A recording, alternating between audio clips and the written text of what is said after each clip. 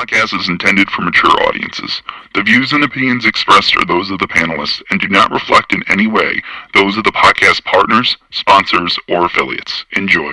Hi, this is Michael Buffer, and you're listening to the Voice of the People. Let's get ready for Boxing Voice. Every day I'm hustling, hustling, hustling, hustling, hustling, hustling, hustling, hustling, hustling, hustling. Every day I'm hustling, every day I'm hustling, every day I'm hustling. Hey, Daddy. Every day I'm hustling. You fight with nobody. This a dollar. Hey, Daddy. You fight with nobody. This a dollar beat. This a dollar beat. BoxingWords.com. You won the belt with Hey, nobody. Daddy. BoxingWords.com. This a dollar beat. You never gonna get the fight, man. You're a horrible fighter. Payday, BoxingWords.com. payday. You want payday. I know that.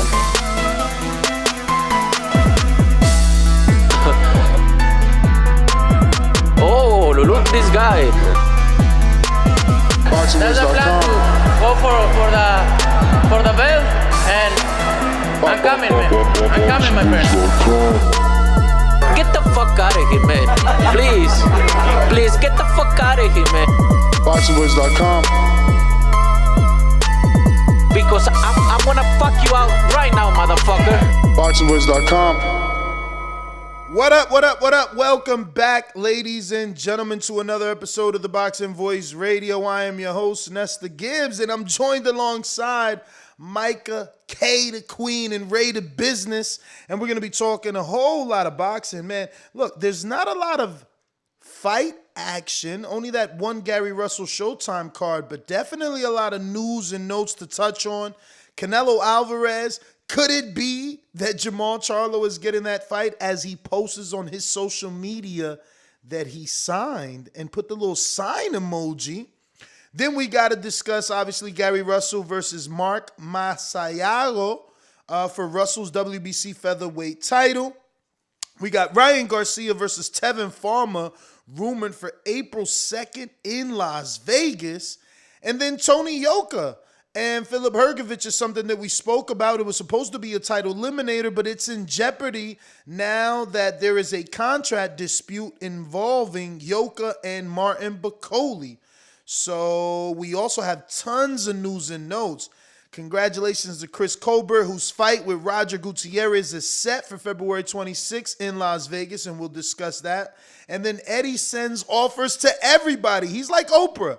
He gets an offer, that one gets an offer, everyone gets an offer. We'll give you all the details as to how many people he sent offers to, for who and what fights, but it's a bunch of people.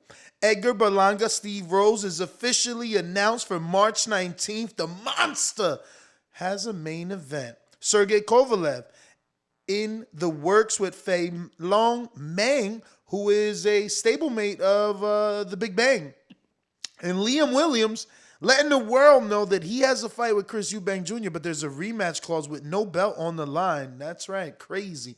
Last but not least, Bob Arum talks about the potential of Shakur Stevenson and Valdez, the fact that the contracts have been sent, everything is nearly done, and the men just have to sign. We got ourselves a unification bout. Lady and gentlemen, what's up? Talk to me. What up, though? What up, though? It's been a minute. You already know what it is. It's the Queen, Micah K. What's up, guys? Ness, I like this show, man. I feel like this week we've been a little dry with news, and I feel like you've really been working, stretching it out, giving us some good shows with the limited content. But tonight we got a packed show full of news for us. Yeah, man. So I want to pull up this picture of Jermall Charlo real quick, just so the world could see it. I don't know if you guys caught it. Luckily for us, we got a bunch of people on the team that are always paying attention to all the fighters' social media. And on Jermall Charlo's Instagram story, about a day or maybe even 2 ago, he posted this picture that I'm screen sharing now. Count to 15 in your head, and you should see it on youtube.com/The Boxing Voice. And you can see Jermall in the ring in Ronnie's new gym. And then he has the signed emoji on his kind of chest. I've circled it for you so that you can see what I'm saying, but I'm being optimistic by thinking that he's signed to fight Canelo because it could also be the Plant fight. I did put that in the title. Very well could be the Plant fight, but he signed for something.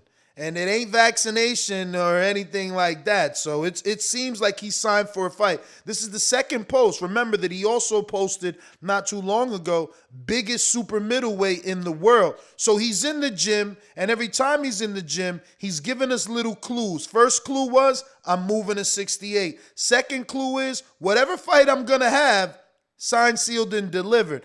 Now, I want to get excited for him. I want to believe it's Canelo. But it can be Plant. But I've never seen fights get made on PBC that quickly for it to be Plant. What do you guys think? Yeah, so I'm trying to look at the YouTube right now. I don't see. I missed. Okay, I see it right here. With the little pen emoji. Okay, so we'll see. Obviously, we hope it's the Canelo fight. I've been quite outspoken about how I feel that the Charlo fight does the most business. By far, out of any fight, does the most business. But I don't necessarily believe that it's the right thing in the sports view of things, because he hasn't really done anything at 68 to deserve that fight compared to other people in the Canelo sweepstakes. And I feel what it does is it rewards somebody who hasn't really paid their dues and giving them the fight and allowing other people to kind of do the same thing, kind of sit back. I mean, listen, I'll be the guy to say this to you so that a caller doesn't waste their call and be a little more disrespectful. But what has Yarde done? What did Rocky do? And Jermall has done more. Maybe he's not deserving at this particular moment, but I believe that there could be an argument made for him deserving a unification at 54 and deserving the fight at 60 before Canelo accepted the franchise status. So I don't know that the word deserving or anybody deserves it. He picks you, right? Like, what did Macaboo do to deserve it? He just happens to have a belt in a division that his trainer's interested in. Yeah, definitely, and that's a great counter. I would say, yeah, we do have a point to say that 3 years ago, when they invented the French fry title, that was when, we could have said, okay, he deserves this fight. But, a lot of people, and I'm sure there is going to be a caller calling in saying, oh, Canelo ducked him 3 years ago. But something that doesn't really get brought up is, remember, at the time, Canelo signed a multi-fight, 11-fight deal with DAZN. Do we think that Charlo was going to go fight over on DAZN? So for him to be the mandatory to fight Canelo, even to start negotiations, that would have been a nightmare. So then when the WBC says, oh, hey, we got this French fry title, at the time, I believe that it was explained and sold to Canelo as a super title, a sense of a super title. It made a lot of sense for him to take that instead of fighting a mandatory and going into a nightmare negotiation. So, Queen, did you happen to see Jermall Charlo's story? If not, did you just catch the live YouTube feed showing you the picture? And what's your thoughts? Do you think it's Charlo or Plant? Well, the rumors that's been circulating have been saying that it's going to be Canelo. Let me piggyback off what, Ray said really quickly. I definitely feel like Jermall Charlo is deserving. Absolutely. First off, this is, if it's true, the Queen gonna drop the prediction video. I advise everybody to make sure to, watch that when that time comes around, because, I'm gonna give you what you need. But let's get into it. So I feel like with Jermall Charlo, he's one of the people on my list that I feel that could possibly beat Canelo. Mind you, because if we have callers, listen to me closely. I said possibly. We know Canelo is great. Anybody that go into the ring with Canelo, you have to have your A++ game. But Jermall Charlo, I had Benavidez and Jermall Charlo as the two people that could really make it spicy to me, that really gives Canelo that test. One of the reasons why I say Jermall could be, now before I tell you my reasons why I feel like Jermall could be the one to possibly, make it spicy for Canelo, at least take it there and take it from Canelo, because you got to take it. We know with Canelo, regardless if you love him or hate him, we talking about inside the ring. We ain't talking about take everything else out. When we go and when we see that man Canelo, he is a master of his craft. He gives you what you need. He can do everything. But what I'm saying is, before Jermall, I really wanted to see Jermall, because I feel like Jermall, to me, as far as technically sound with his skill set, I really felt like Mel could possibly be the one to really, could possibly beat Canelo. But I feel like Ma could be that one. Now, the reason why I said that Jermall Charlo could be the one to beat Canelo, because he is a slick black fighter. We know people have said certain things. And when I talk about slick, I'm talking about Jermall also as far as the rhythm, the timing, and the power. So that's somebody, because we have not seen Canelo really been in the ring. Let me know, Nest or Ray. I know lately we haven't seen anybody in the ring, where as far as Canelo go up against somebody like Jermall Charlo. So I feel like this is the fight to me too. The fans, most people want to see this anyway. So that way the people that's rooting for Jermall, they get to see, okay, can my guy do it? Or that way the people that's rooting for Canelo, if Jermall can't get it done, we'll see, is the hate still going to be there for Canelo? Or we already know other excuses is going to come about. But I feel like, being a fan of both fighters, trying to come in being more balanced about the situation, this is a fight that truly needs to happen. Because I feel like that way we can see certain things, because it's been so much talk about, Canelo ducking this person, Jermall, he ain't give it to him. So, yes, I think, this definitely needs to happen. So, in your opinion, there's no way it could be Trout? Like, I said Trout. Sorry, I meant Plant. I meant Plant. Yeah, just because they had the little back and forth, and they've been on social media. Plant said, you being indirect, so I'm gonna be direct. He posted something. Charlo. Now remember, not to cut you off, Ness, but remember what just happened on Twitter. Plant had said, I'll be ready for you, kind of basically saying by the end of the year. So I can't see him. True. But you see what I'm saying? But is he going to really want him off a loss? Yeah, because if Charlo loses, obviously, to Canelo. That loss brought his stock up. No. I mean, obviously, Plant is going to take Jermall. But I mean, would Plant still want Jermall if he loses to Canelo? Maybe. I mean, the fight could still be made, but it's not as sexy. Now, why is it when Plant just lost to Canelo? So it depends on the style of defeat, right? Plant went in there, he went out on his shield, he fought well, he landed some good shots, some good counters, and He really made a good effort for himself. So I think that's one of those instances where, in defeat, his stock raised. And that's something that the sport of boxing needs just in general. Instead of crucifying everybody because they have that one. I don't mind it. I don't mind if Plant waits till September or November and Charlo fights Cinco de Mayo versus Canelo, and, those two fight if Charlo happens to lose to Canelo. I still don't mind it. I don't know. I guess Micah, you have a point. He did say it, later on this year, not Cinco de Mayo. So that makes more sense for Charlo to be next then, and for this signed emoji to mean a lot more.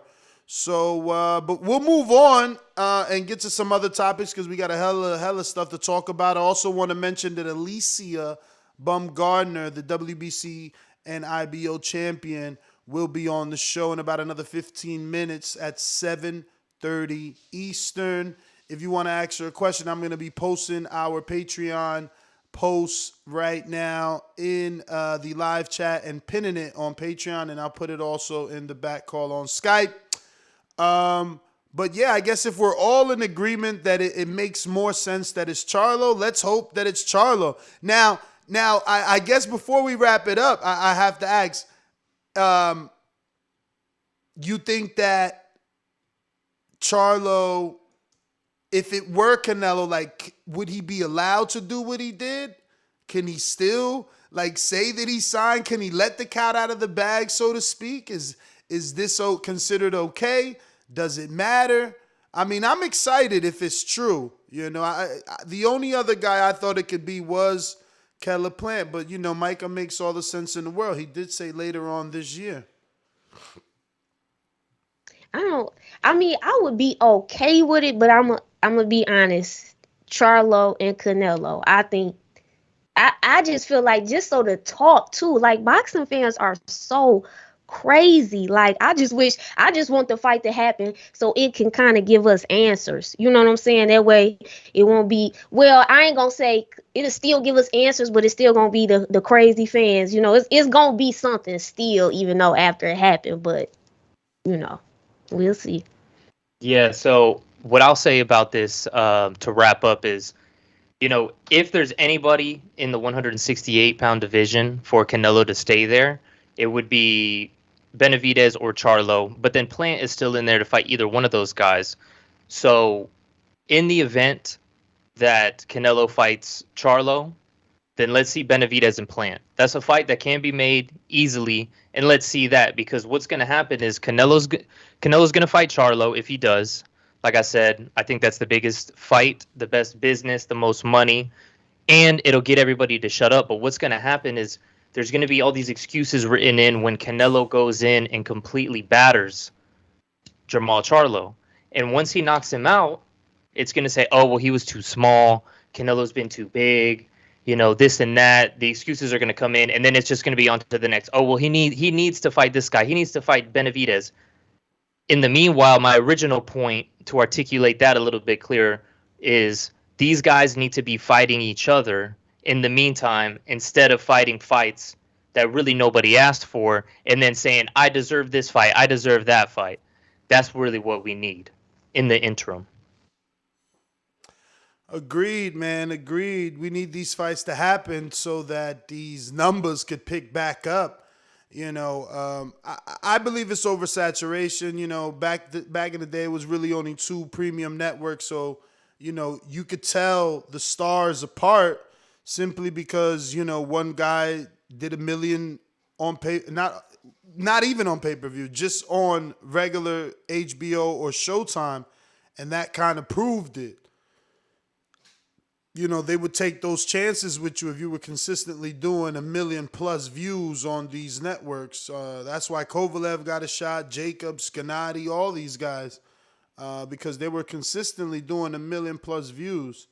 Nowadays, you know, it is what it is, you know, but I will say that the Charlos have built a solid brand and name recognition, and part of that is because they're twins, so you have 2 fighters essentially fighting for the same name. So when one wins, the other one gets stock. When the other one wins, the other one gets stock. It's just the Charlo brand. And that might be one of the reasons why we hear so many boxing fans say, he needs to fight Charlo, he needs to fight Charlo, even though, and I will quote Nestor Gibbs, about a month ago, he said, Jermall Charlo has done fuck all since he's been at 160, and I agree. Bro, so that goes to my point. Why does he deserve a title shot in the Canelo sweepstakes at 168 when he's done fuck all at 160? You know what I mean? Even when we were talking about, oh, he's the mandatory, I mean, that makes sense at 160. But even then, when he was the interim champion, who did he beat? Dennis Hogan? Okay. Yeah. Dennis Hogan. He fought a lot of 54-pounders at 64. But listen, again, it's like I said, it's not about him being deserving at this very moment. You know, he's done more than most guys and hasn't gotten the shot. So, you know, it's like you said, it's the best fight to make right now economically. It just all the signs point to Jermall Charlo. But let's get to Gary Russell. We got about 10 minutes before we get Alicia Baumgartner if she's, on time. But Gary Russell and Mr. Magsayo will be fighting on Showtime this weekend. That's your main event. I'm going to go with Gary. I know this guy's a puncher, but Gary's been here before with punchers. We just thought Tug was a puncher when he had to face Gary. And it's like I said, rewatching that Jojo Diaz fight, I'm just, Gary's reinvigorated me as a fan, even though I'm simultaneously off the Gary bandwagon, because he's back fighting at 126. With all that tough talk about Crawford and Devin, it's just sad to see him at 126. Yeah, for this fight, man, it's one of those things where I'm excited to just see some high-level boxing, but I'm not one of these guys that's on this Gary Russell train like I used to be back, I don't want to say when he was first coming on the scene, but everyone was like, man, look at this guy. He's got the fast hands, this and that, like back 2013.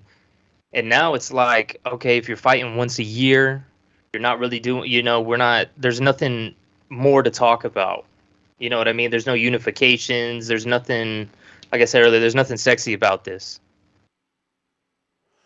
Yeah. I mean, other than that the guy is this alleged puncher. And, I've seen pictures of him next to, I don't know, what's this guy's name? Porter. For the last, fight with Crawford, they used him for sparring. I mean, he just looks big, so it's going to be interesting to see how Gary deals with that.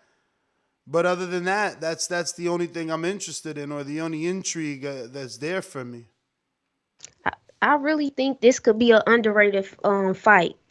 I really feel that way. I feel like it could be a really, really good fight. I feel like, I like certain things that I saw from Mark Magsayo. Excuse me if I'm pronouncing that wrong. And as far as with Gary, we know with Gary has excellent speed, high IQ, the experience is there. I don't know what type of Gary we're going to see, because basically he's been out of the ring for, 2 years. So I'm just trying to see, are we going to see the, prime Gary? Is he going to be at full maximum strength? There's certain things that's been happening during the training camp. Then I saw another article about, him being injured. But we know with boxers anyway, before they never tell us, it's always little injuries and things like that. But getting back to the point with Mark, I like Mark's power. I've seen certain quickness. I think both of them are willing to go toe-to-toe with each other. So I really feel like if everybody is at full strength come Saturday night, I feel like it's going to be a really good fight that people are not going to be expecting. Well, I know maybe like real true boxing fans, but some people might not expect it to be as good as I think it might be. Yeah, I'm going to be tuned in again because he's a puncher.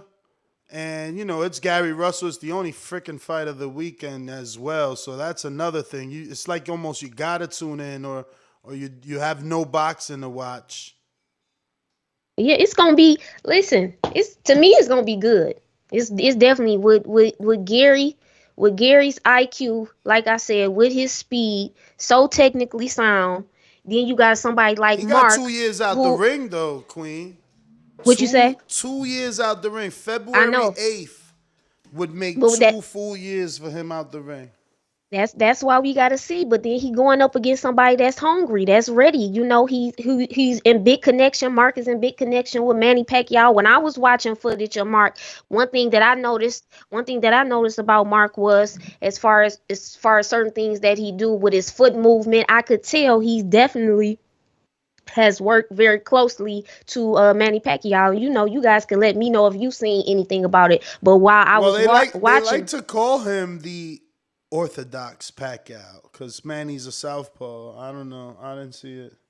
Yeah, so I saw a little bit, but like I said, this is the biggest test. So now we're going to see if Mark is going to be able to make those necessary adjustments. Certain things that I did see from Mark that I feel like he needs to improve upon as far as with his defense. I feel like he's so geared on offense when I was watching footage that sometimes he can appear at times. I don't want to say maybe like a little while, or he needs to make sure that his defense stays, very sharp. But the key with this fight to me is going to be Mark's power going up against Gary's speed. Who's going to be able to adjust? Is Gary going to be able to take Mark's power? And is Mark going to be able to deal with Gary's speed? So, we're going to see. I think it's, like I said before, I'm definitely going to be all the way tapped in. I got to jump in right here, man. Hey, the king. What up, champ?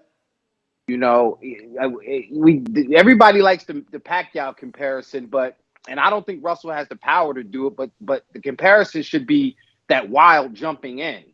And, when you talk about somebody like Gary Russell with his pedigree, I'm not sure that this isn't a walkthrough. I'm not sure that he hasn't heard the rumblings of, oh, here go Gary coming through on the motorcycle, right? These happy days. He's coming through again, hanging out, hitting the jukebox, making everybody dance, right? But seriously, I think throwing a hand injury out there, maybe he knows this is going to be a walkthrough. They're already advertising it as the longest reigning champion, as though that was intentional. You know what I'm saying? So there's a lot of things that are around this fight that if the excitement is to be, it should be because Gary does something we've never seen before. And like I said, I'm not doubting that he has the power to do it, but he probably have to catch Magsayo coming in wild and maybe a flash, knockdown, not necessarily a knockout. That could make it exciting. But to watch Gary dazzle this guy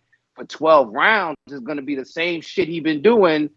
You know what I mean? So, I don't know, man.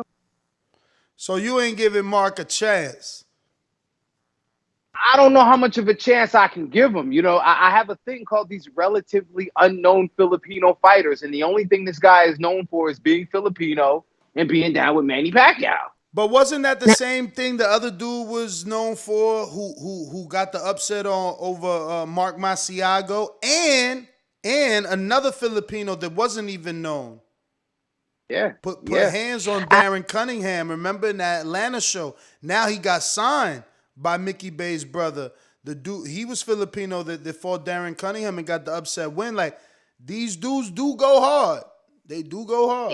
Exactly. And that's one thing I want to say, as far as what King Amin was talking about. Listen, if you pay close attention to the Gary Russell versus King Tug fight, King Tug showed some nice flashes of nice little things throughout that fight. If King Tug would have let his hands go a little bit more, that fight would have been a little spicier. So transition over to this fight with Mark. Oh, he's going to let his hands go, and he's got more power than King Tug. So, the queen, sometimes the queen is going to be wrong. But pay attention Saturday, okay, King Tug? Pay attention. When it gets spicy and Mark start unloading, you be like, oh, shit, Queen told me. Okay, so we gonna see. Queen, y'all could be wrong. But you on the fence. You ain't saying Mark gonna win. You like, I ain't something spicy might happen.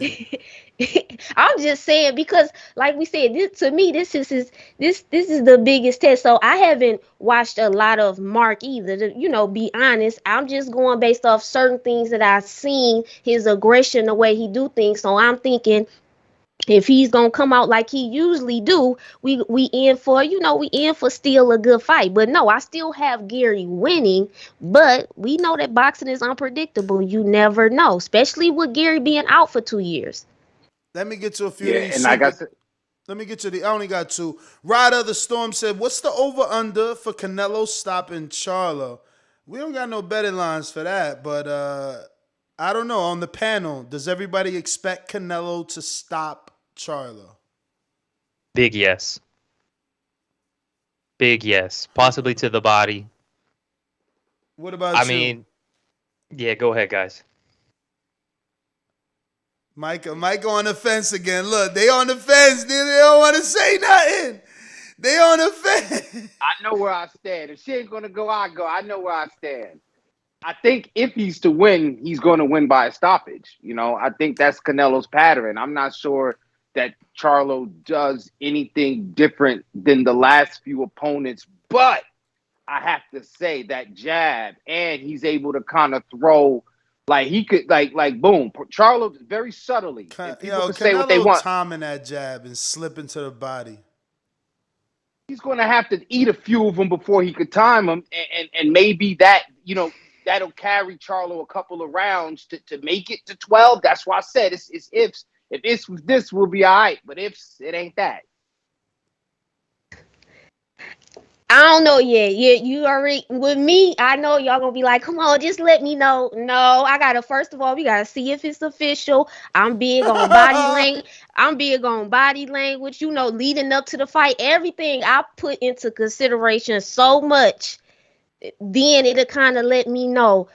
But I do feel Charlo is one of them ones. If he's truly focused and locked in, we know we've seen him with certain fighters. It hasn't always been the most impressive, but Charlo can bring some heat with Canelo. So I know certain people don't feel that way, and people know I definitely, you know how I feel about Canelo. So you can't say, oh, Queen, just no. But I'm being fair about it, and I do feel like I am going to be rooting for Charlo. I do feel like he can make this very, very good. But I think training is going to be key. Because Charlo has the power. He has the quickness. So we could see, and if we see the best Charlo, this could be really good. So we gonna see. But I'm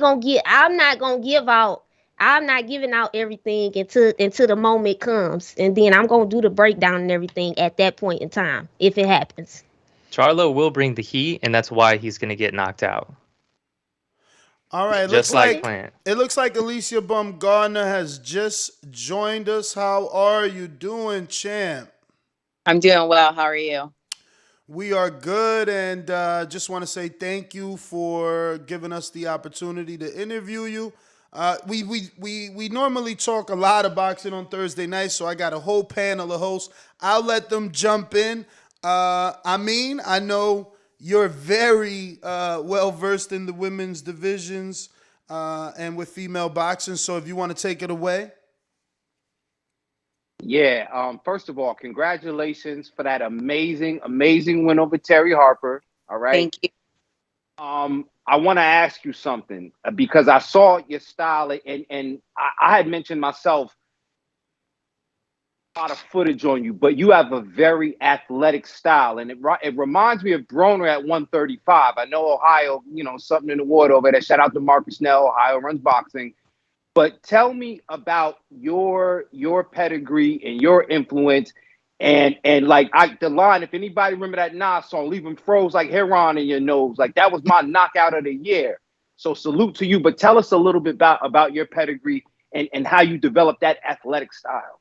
Yeah, so my pedigree, it's God-given. It's a God-given talent that I had since a young girl. My parents seen it at a young age. I started wrestling at 5, and again, just having this build that I already had with like my arms and stuff. People always wondered if I like lifted weights, but that was just how my build was. And again, I knew it was something special, and just the being able to grow into my power and grow into the skill of boxing just has been amazing to me, just to see the transformation from when I was younger to like now at 27. So, again, it's just different, and it's God-given. And so when you see it, it's just like, oh, that's natural. You know what I'm saying? That's not just it. Yeah, you learn as you go, but it's natural. And so the difference when you see it and when I step into the ring, so I would say, again, it's God-given.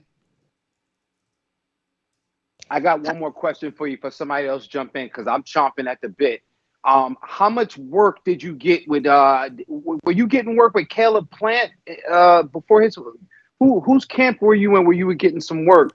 I thought I saw you on IG in one of your stories. Was this recently for Terry's fight? Recently. No. No, no. Okay, I might have that might have been my error. Okay, I'm gonna let Queen jump in because I don't want to hog all the time. Go ahead, sis. How you doing? So listen, I gotta say this while we're on the live. I am so mad at myself. I didn't get an interview before now because I'm in the city. So that's unacceptable. That I definitely should have got an interview with you by now. So, but congratulations. You know, I gotta support the women, of course. So one of my things I definitely want to ask you, as far as being in that gym with Superbad, what's some of the things that you could say that you learned from, just being around Tony Harrison, working with LJ? What's some things that they have taught you to really take you to that next step? One, Tony and LJ, they're both athletes.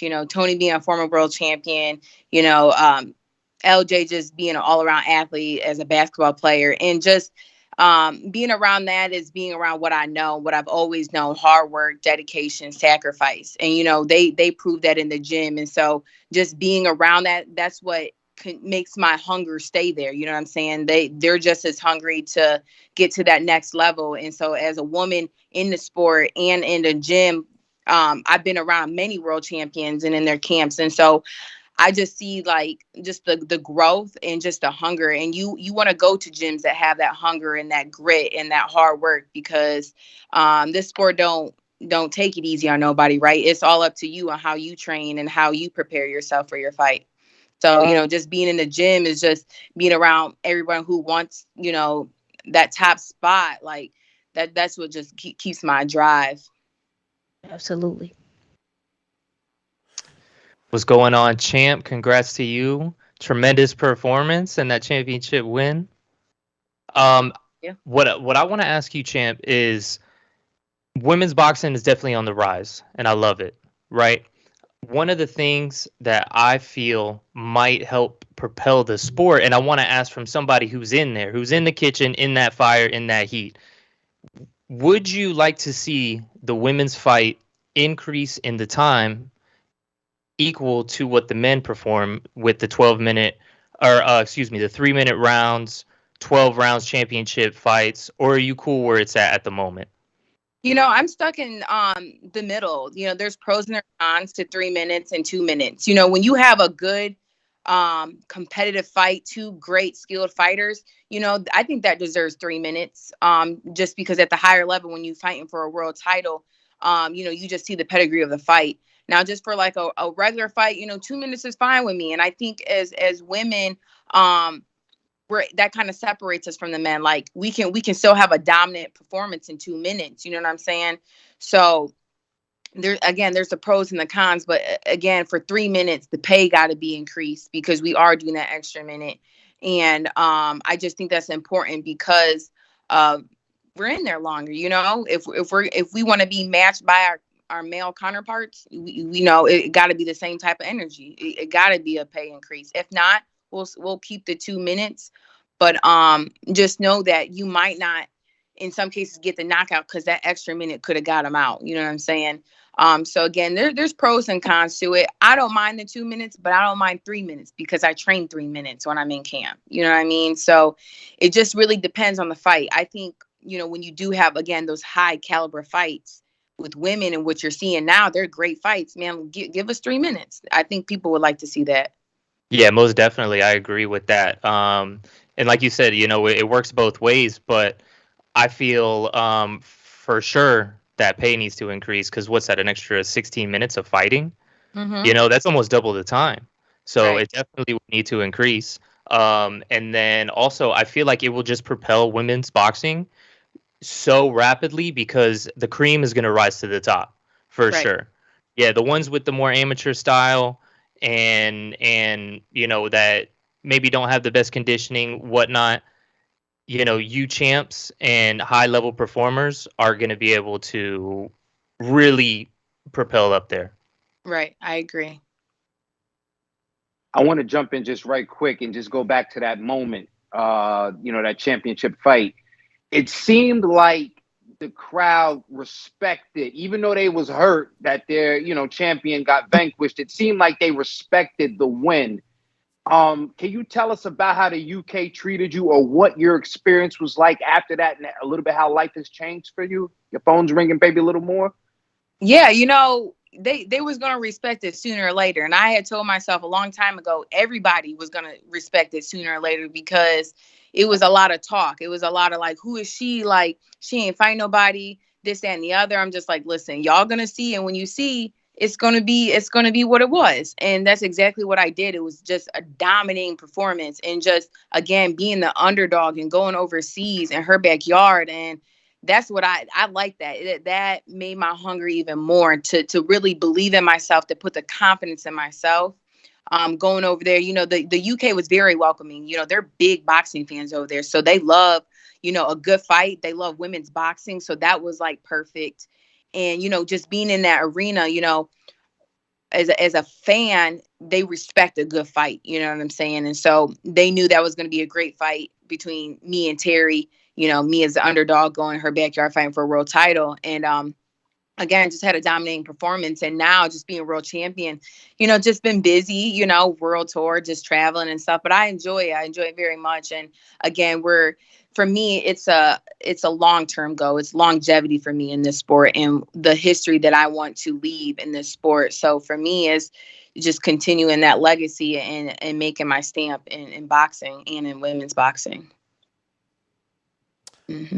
All right, I guess I'll jump in. So, champ, I just want to congratulate you not only on the win, but signing the Matchroom in your multi-fight deal. I know that must have been, something that you've been waiting for a long time.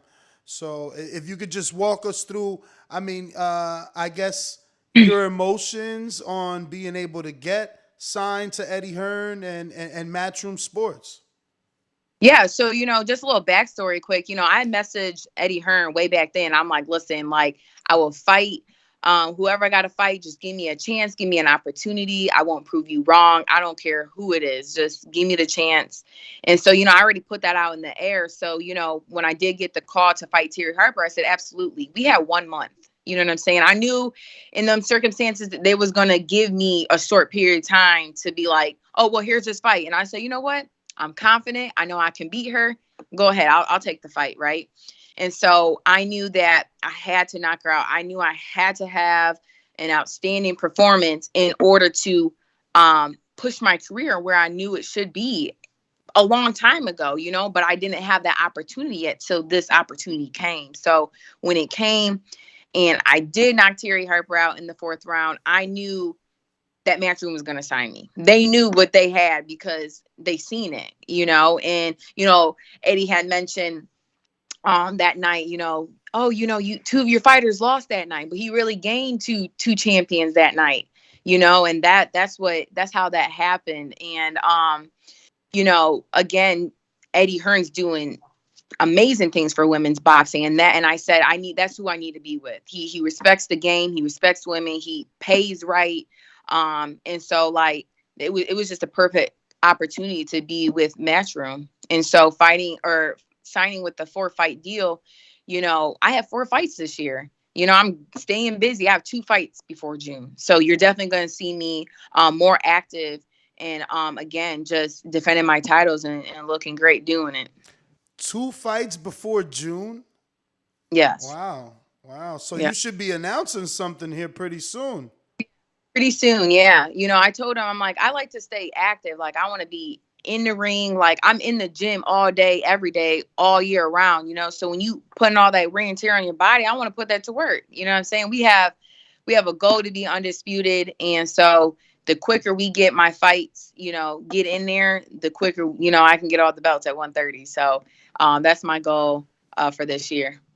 Now, has Terry Harper said she didn't want the rematch? Was there no rematch clause? Can you just elaborate on why there isn't talks of a second fight? Do you think there should be a second fight? Not that I do. But AJ lost badly to Andy. Out of here. No. So yeah, obviously, Eddie Hearn gonna put a rematch clause in there. But no, Terry did not take the rematch. She moved up to 135 to fight Heather Hardy. Okay. So again, there's levels to this game, and just Terry Harper wasn't on my level that night. So having 2 fights before June, I'm assuming that it's not going to be Michaela. We got to build that fight up. So do we see you with like a Natasha Jonas who's with Matchroom, I believe? So we have my mandatory, and then we have Choi. Oh. Those are the fights that I'm focused on before June. So he's getting you, because isn't Choi the WBA champion? Mm-hmm. So, wow. So he's going to be able to get you the unification. Okay. Mm-hmm. That's amazing news. Listen, we got this on the table. Let's finish it. And, again, like I said, I want to stay busy. So that's what's on my agenda. Defending my title against my mandatory, fighting Choi next. Again, boxing changes. So this is what I want. This is what we talked about. So, you know how boxing is. It can change. But that's what we have, though. That's what we have on the table. So I'm no hipster, nor am I trying to walk you to I guess a sad time. But I do want to know about the loss to Christina. I won't try to pronounce her name. What happened? Obviously, I couldn't find any tape. Was it off TV?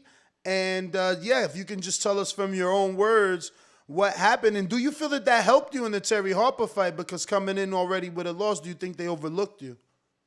Right. So that fight with Christina, at that time, it was a step-up fight for me. I was confident in myself. I said, this is what I need as an athlete. I'm competitive. I love the competition, and higher competition makes me better. And so I'm like, yes, let's take this girl. She's 9-1. I want to say I was 5-0 then. 6-0. Say that again. 6-0. 6-0. Thank you. Boxing be like all over the place. But yeah, 6-0. And I'm like, yeah, I'll take Christina.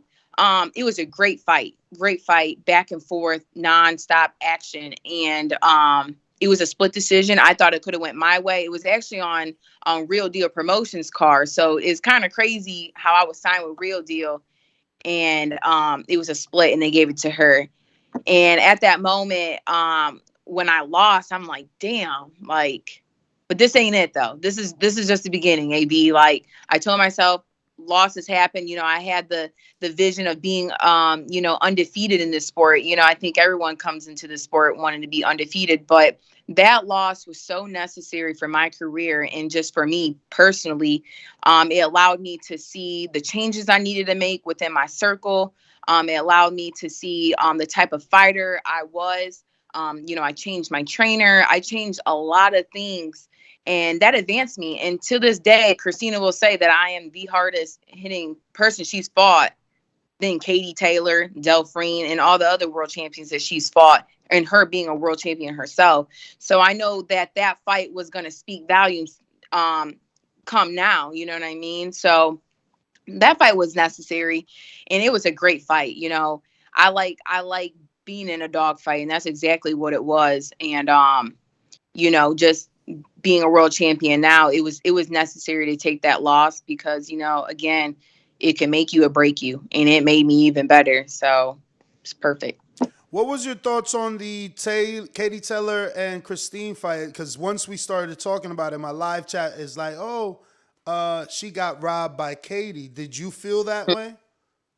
I guess it just depends on what they were looking at. I think it's like one of those things where, Katie's like the fighter to win, and then you have this underdog Christina come in. So to me, is what are the judges looking at? For me, when you're fighting a Katie Taylor, you got to knock them out. You got to do something to really to prove yourself, and that's just the way it is, unfortunately. So I would have to go back and watch it because it's been a while. But it was a good fight though. It was a good fight for them too.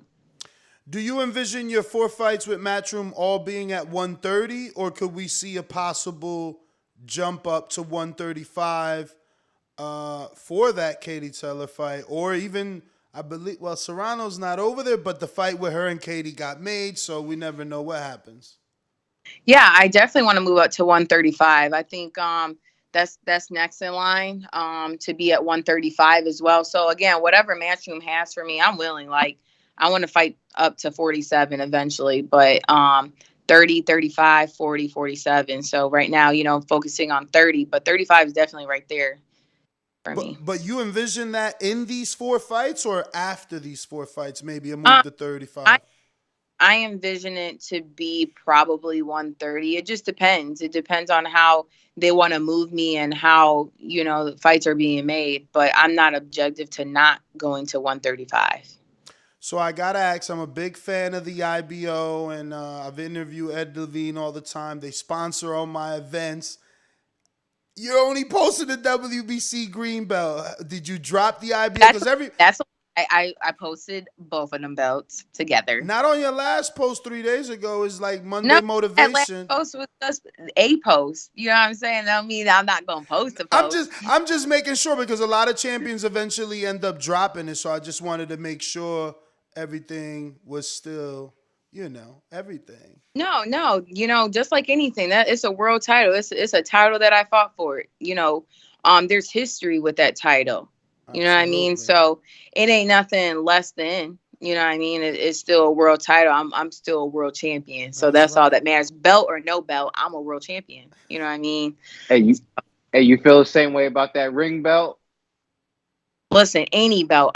The belts are all material to me, right? It's the stamp, it's the performance, what makes that more important to me. You know what I mean? The belt just says, hey, I'm a world champion, but I know I'm a world champion, Okay, so I gotta ask this question. Okay, I know. Make sure I'm right. Okay, you are from Ohio, correct? Correct. All right, so I gotta ask. This is not a boxing question. This is basketball, because I'm a big basketball fan. All right, now if you don't want to answer, it's okay.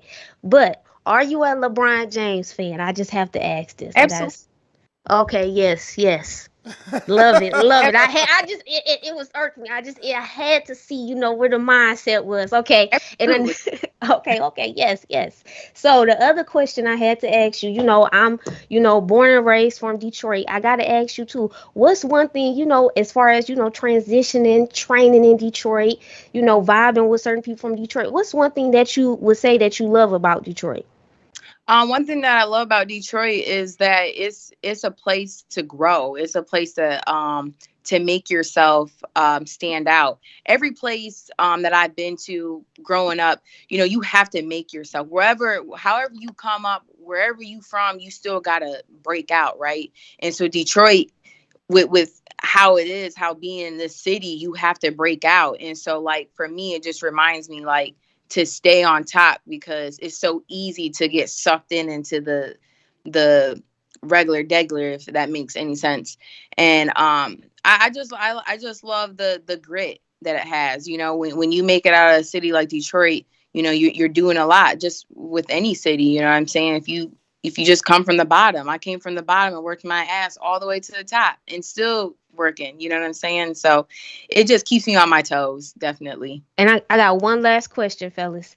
I just wanted to ask this because I love what you said after you won. You talked about God and you talked about patience, and I think patience is so key, because a lot of us, even with me, you know, it's like you rushing the process sometimes, or you want stuff and it's not coming as quickly as you want. So I guess what I'm trying to ask you too, as far as being a woman, what made you want to get into boxing, and how did you keep pushing yourself to be like, okay, I'm gonna do it.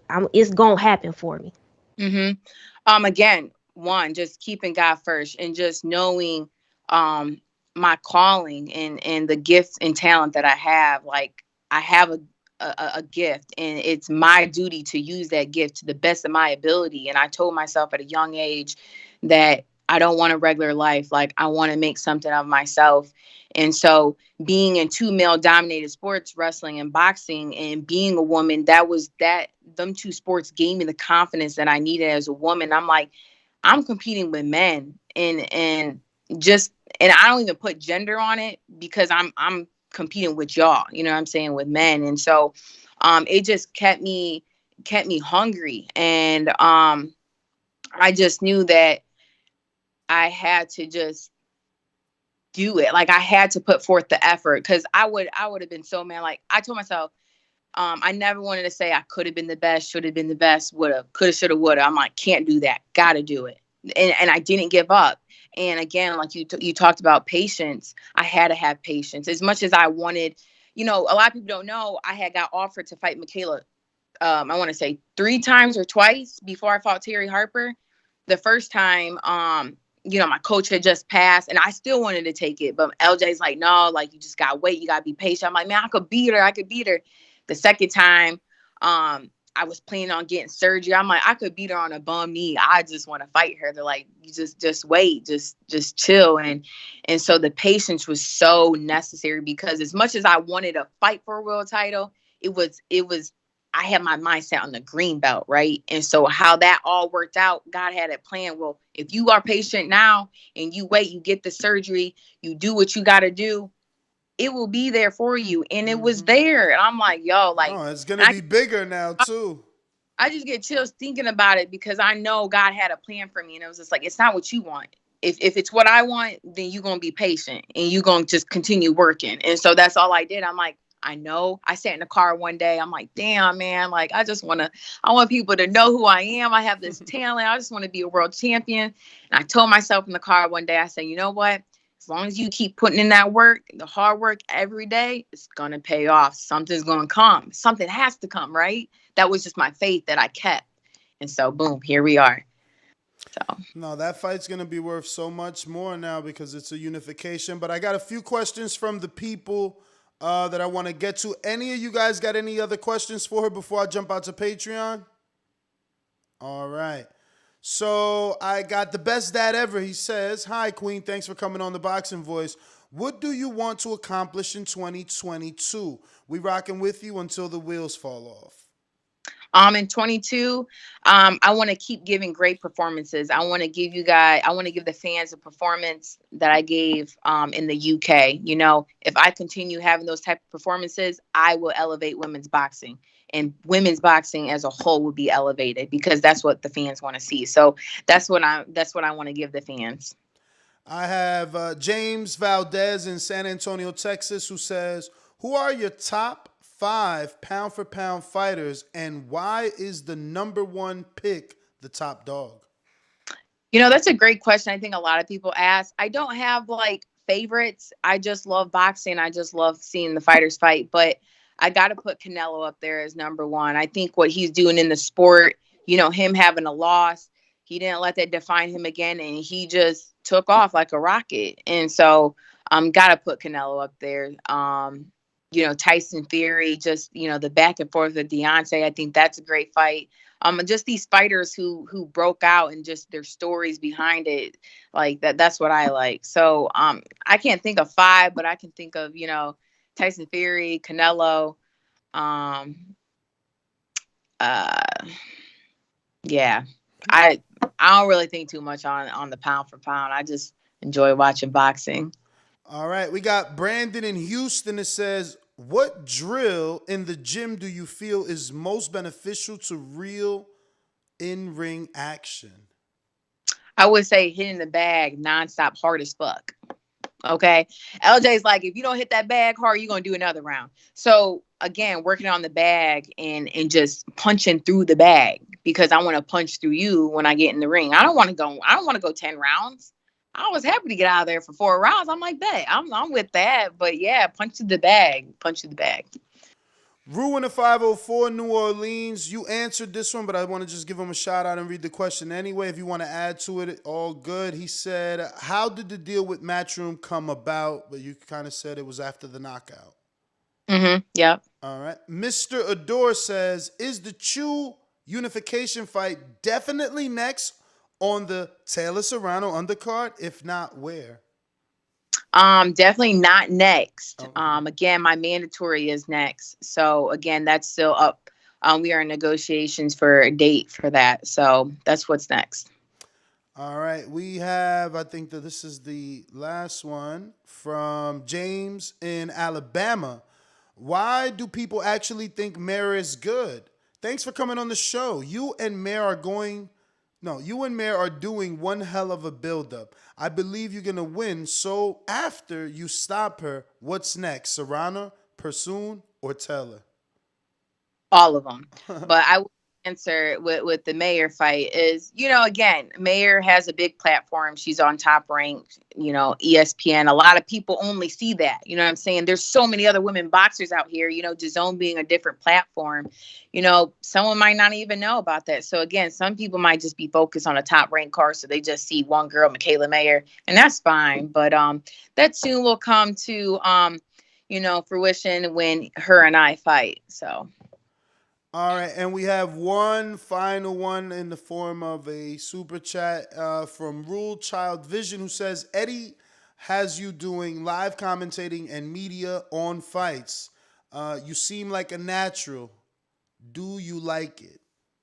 I love it. I love it. I love staying busy. I love being in the boxing atmosphere. I love building my brand and building just who I am. I'm not going to box forever, right? So, being able to do commentary and, again, just speak my knowledge on what I see as a woman, I think it's great. I love it. I enjoy it. So I see myself doing that outside of boxing when I'm finished. Well, those are all our questions, Ms. Baumgartner. We thank you for your time. If you can give out your social media for anybody who hasn't already been following, you can do so. And we wish you the best of luck on your career and can't wait to get you back on, of course. Thank you. Yeah, you can follow me on Instagram at Alicia Baumgartner and on Twitter at Alicia M. Baum. B-A-U. Thank you so much. There you have it, ladies and gentlemen. Alicia Baumgartner, the champ, WBC IBO. Thank you. All right. Thank you. Appreciate it, champ. Problem. Vamos, campeón. Let's go. So, back to some conversation. Obviously, that was a great interview. Shout out to Brandon in Houston for setting that up. He caught us all on the fly, Queen. It wasn't just you, okay? I didn't know until I knew. I swear. This is show business, though. This is exactly why he deals with it and I don't deal with it, because it'd be like, oh, when they tell you, no, I'm coming on at this time, then they don't, and it just switches at the last minute. It's crazy. Listen, I've been trying to, that just let me know I got to put in more work. I've been trying to make sure I get an interview so many times, so it's crazy that just popped up. That's your fault, because I told you anybody you want. That is my fault. No, I'm saying I didn't been with her in person, asked her, and because of my job and stuff, so that's why it's a blessing to have the boxing voice, because opportunities, like you said, just popped up. I got St. Louis Red with a $10 super chat who says, Duty called. Pick Gary Russell Jr. Won't be easy. So Duty called, meaning he had to go to work, I guess, and he wanted to make his pick that he's picking Gary Russell Jr., which is where we're at right now. I think we all pretty much picked Gary Russell. I don't know how many of you know the undercard, but Sabir Matisse is obviously in his rematch with the man to give him his lone defeat. So I'll be tuned in. I did not see the first one. I'm assuming you're the hardcore amongst all hardcores. Did you catch that first loss for Sabir Matisse? Yeah, and it wasn't like, to me, he got banged up or nothing like that. It could have went the other way. I'm not sure whether it was unanimous or it was a split, but Subriel, he's a good puncher.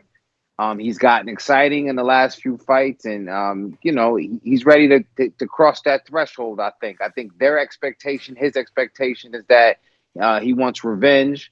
I don't think he's gonna get. But the guy I heard, was it Petrov or Petro Ayanin or something like that. Yeah, man. He ain't gonna come to lose, because listen, he gonna come in thinking like, I got this guy's number. So I'm hoping that it's a slugfest, and I'm hoping that that's an exciting fight. But I'm going with Matias, of course.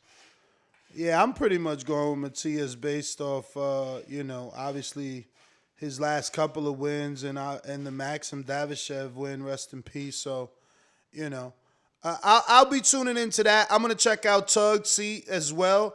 But Micah, are you going to be tuning into the co-main event with Sabir Matias? Yes, absolutely. I have no person in that fight. Just going to watch and see how that plays out. And what about you, Ray? You making a pick? I just want to see good fights and high-level boxing. That's all I ask for. I hear you. So on the undercard, I'm locked in. Obviously, former Gary Russell victim, former Chris Colbert victim. I want to see how Tug bounces back, and is he, good? And are these two guys that he's facing lost to just on another level? So I'll be tuned into that and hoping that he wins, obviously, so that it means something on the resumes of both Gary and Colbert.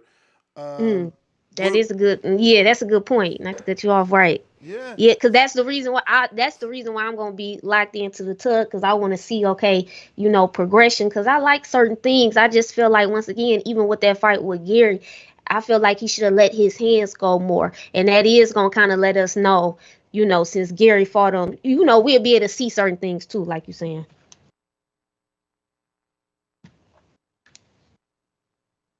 I mean, you gonna be tuned into that or what?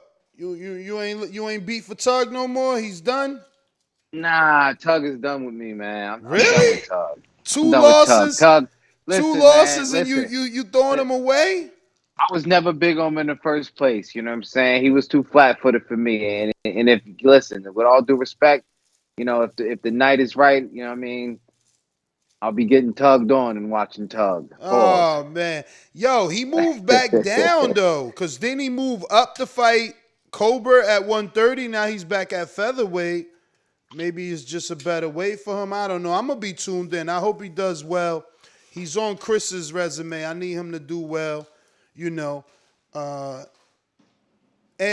then there's a couple of other guys here. I don't know if you guys know LaShawn Rodriguez. I don't know. Evan Holyfield, I know. That's about it for me. Evan's in the 6th rounder. I guess if I can make it home early enough, I'll be tuning in to Evan. Maybe not, though.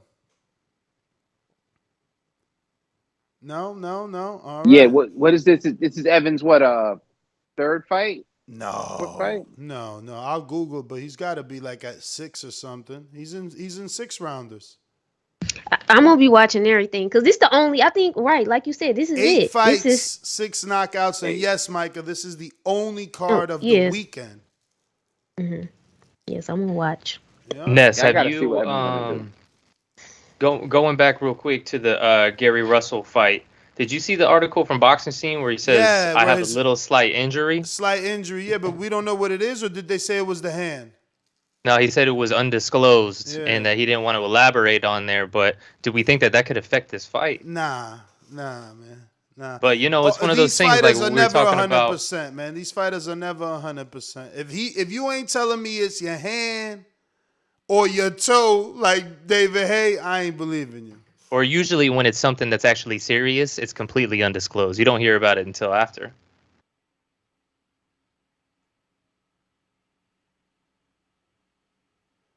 Yeah, I think it's a big nothing. Big nothing. Mm-hmm. Maybe some sort of ploy at publicity last minute since there's so many tickets available. Yeah, poor Atlantic City, man. Poor Atlantic City. Yo, is that think about it. They wanted that shit to pop, right? It's like, let's put casinos in Atlantic City. We got the beach in Atlantic City. Shit about to be jumping in Atlantic City. Meanwhile, you got 4 Seasons in Jersey. It's like -2 right now over there. Plus, that wind coming off the beach, that shit drops into like -18 in Atlantic City. Ain't nobody going to see Gary Russell in that cold, man. But you know what, though? I think, Atlantic City could have done better for themselves. I'm standing up for Atlantic City. I ain't talking about Gary Russell no more, because if they would have had Joe Smith, who the hell want to go to Verona, New York? You know what I'm saying? They would have had, Joe Smith in Atlantic City. That would have been a better look. Nothing helping Atlantic City in the winter, man. You talking about the full-blown ocean. All them casinos is they on the sand, man. It's freezing out there. Freezing. Alaskans, they loving it out there. They like, oh, this is a resort. But nah, man, that shit freezing right now. They need to bring those fights down here to Florida. For real, man. Bring them shits to Atlantic City in August. You know what I'm saying? Not now. They tripping sending Gary out there in the winter, man. Poor Poor Maryland people, man. They freezing out there and shit. They ain't even know what Nah, hit they them. used That to it. breeze coming off that They used to ocean it, like 'cause that. They got Ocean City, Maryland down there, plus the National Harbor, which is they call it DC, but that's right off the Potomac River. I So went to the they kind of National used to it. Harbor, but that shit ain't no beach, man. Them waves ain't coming in. But I hear you, man. I guess you trying to say they prepped a little bit. They might. I don't know. I got Mr. Steal Your Chin says Gary's has a nagging shoulder injury. He was dealing with it since the tug fight. We might get an upset here. Uh-oh, he calling it a shoulder injury. I ain't know. Did the article say shoulder? Nah, it just said undisclosed, but that's a good little point there. We might see a Andre Berto versus Soto Carras. Gary ain't getting upset. I got a question for you guys. Do you think that's going to have any factor as far as him talking about the training and his dad not, being able to be there throughout the process like he's usually there?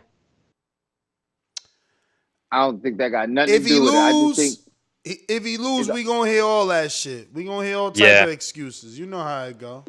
Listen, it's all gonna come in. Them alligator arms, man. His arms are so fucking short. He be throwing them out of socket trying to reach. That's how he fucked up his shoulder. I don't hear nothing about your shoulder, man. You better adjust his game. Yeah, man. He do got. I'm sorry. Gary is little. You know what I'm saying? Like he real little. So he ain't yeah, look little in that JoJo Diaz fight. I'm telling you, people need to go watch that fight again. That shit is underrated. With the JoJo, okay, I'm gonna JoJo Gary. Yeah. He was standing his ground like a champ. I'm like, damn. Well, I'm just saying overall though, Gary just small, but I see what you said too. Next, he is. I can't even lie.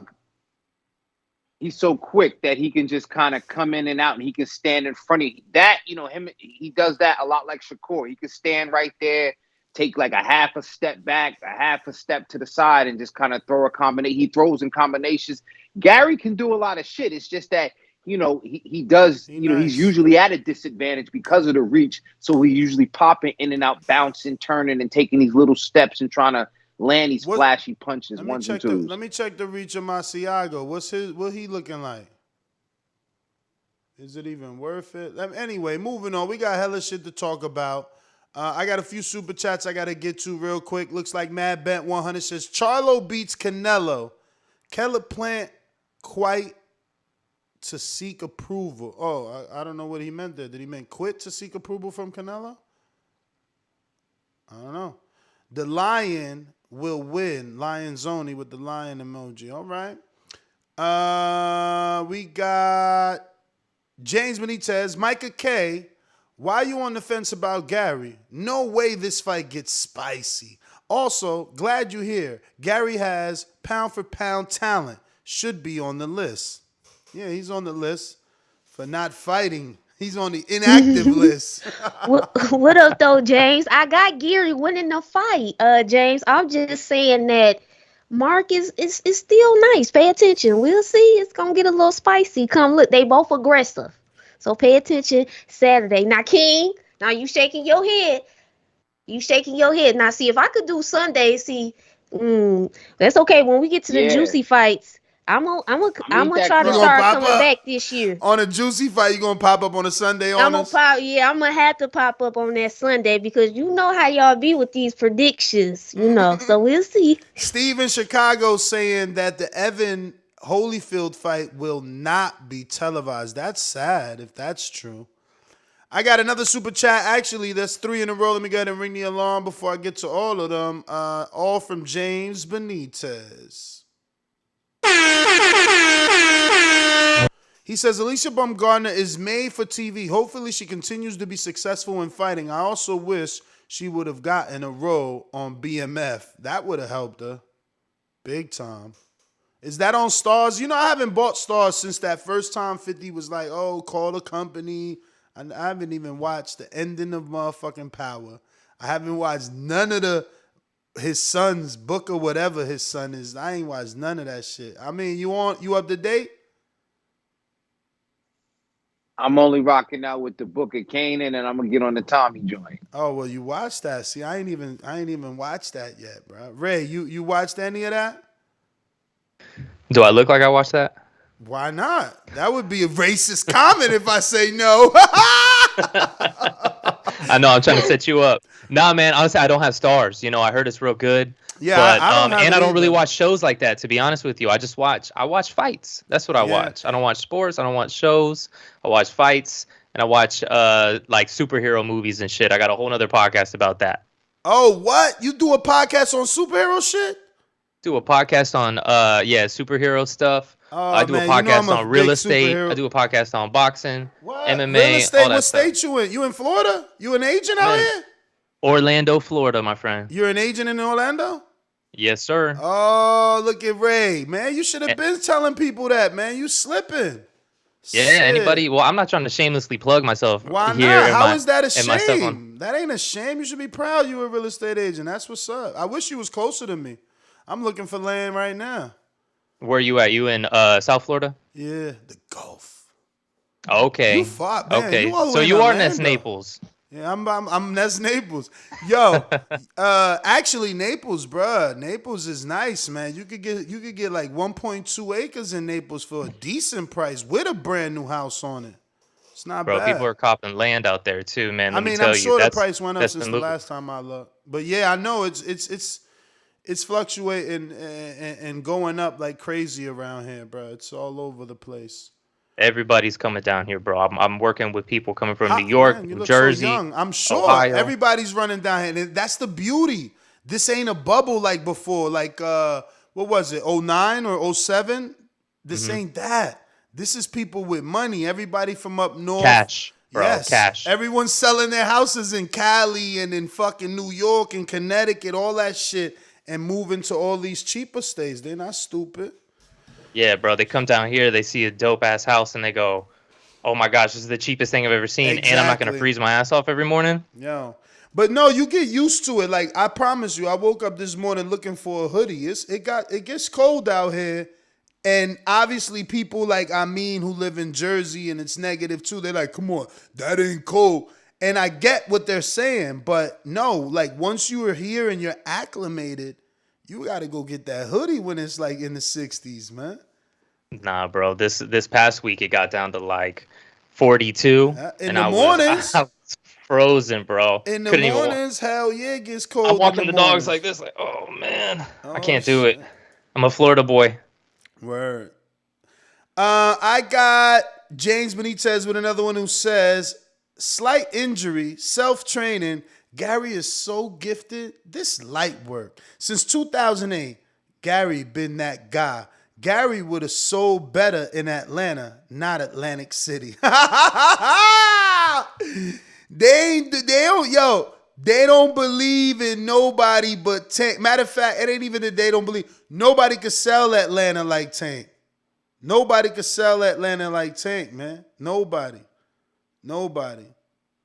And that's what's happening, man. Shakur- I mean, you see what? They Shakur ain't do didn't them do good in numbers. Atlanta? They ain't do them numbers. They ain't do them numbers. All right, G. They ain't do them Tank numbers. Hell no. Nobody could sell like Tank, man. That shit is crazy. The kid, yo, he like young Triple G, man. It's like when Triple G, and that's what's crazy, bro. When Triple G was doing this, people was making a big ass deal because he could sell in 2 different regions. You know, he could sell in New York, he could sell in LA. Oh my God. Yo, my man selling New York, LA, Vegas, Atlanta, sheesh, UK. Tank, I'm telling you, shit crazy right now. Tank's the new big drama show.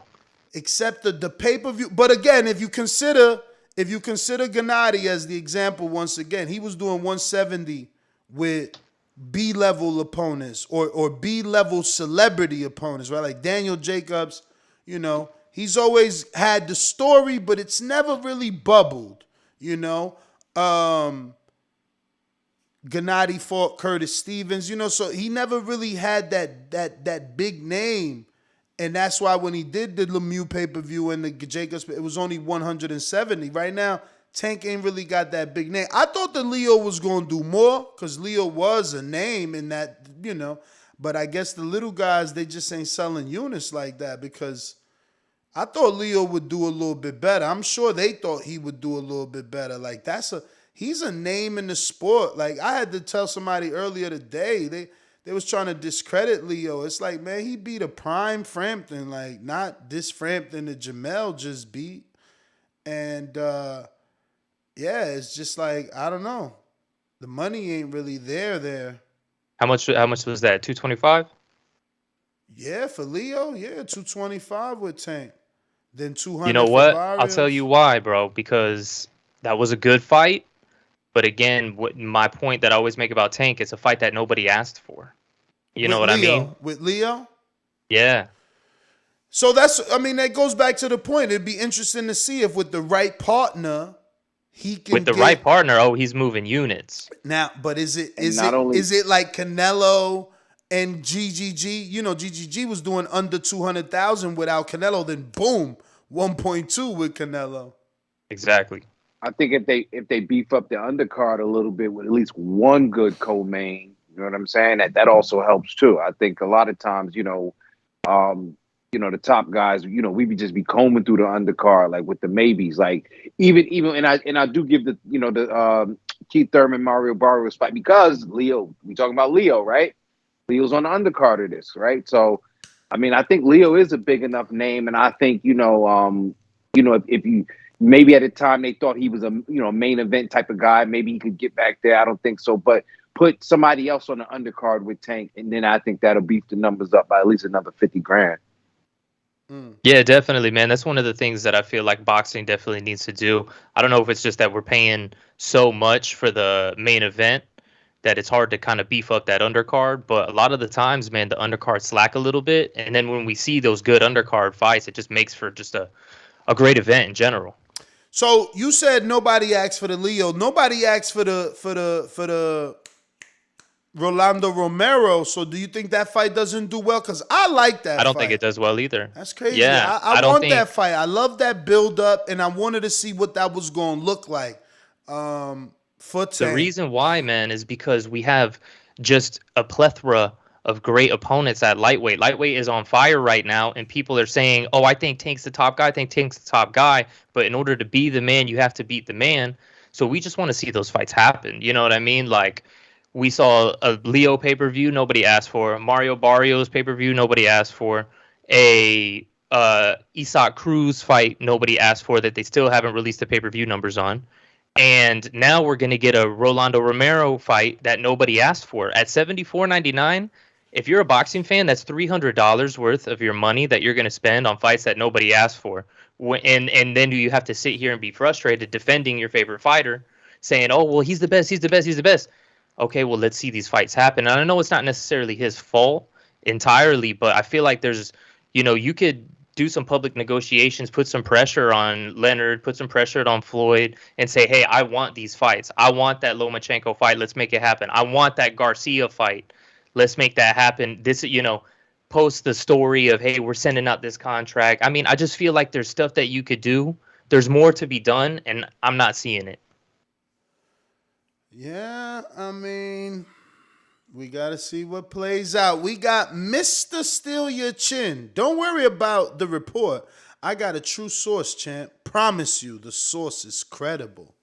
Okay, so Mr. Steal Your Chin saying he knows Gary's shoulders hurt, and it might get ugly for him. It might get spicy, in the words of Micah K. And I got Mr. Benitez back with another. He says, Queen, if Gary gets upset, the Lions and the Pistons both winning the championships next year. Gary, that guy. May Shakur jump to 126. No Mexican fighter wants smoke. And he's right back with another one. Charlo got a 0% chance against Canelo and a 0% chance against Plant. Please talk Charlo up so he can lose to Plant in the fall. No doubt Plant wins. What about you guys? Any doubt who takes that fight, or are you not picking that one either? Charlo, Plant. Oh, Charlo, Plant. I'm going with.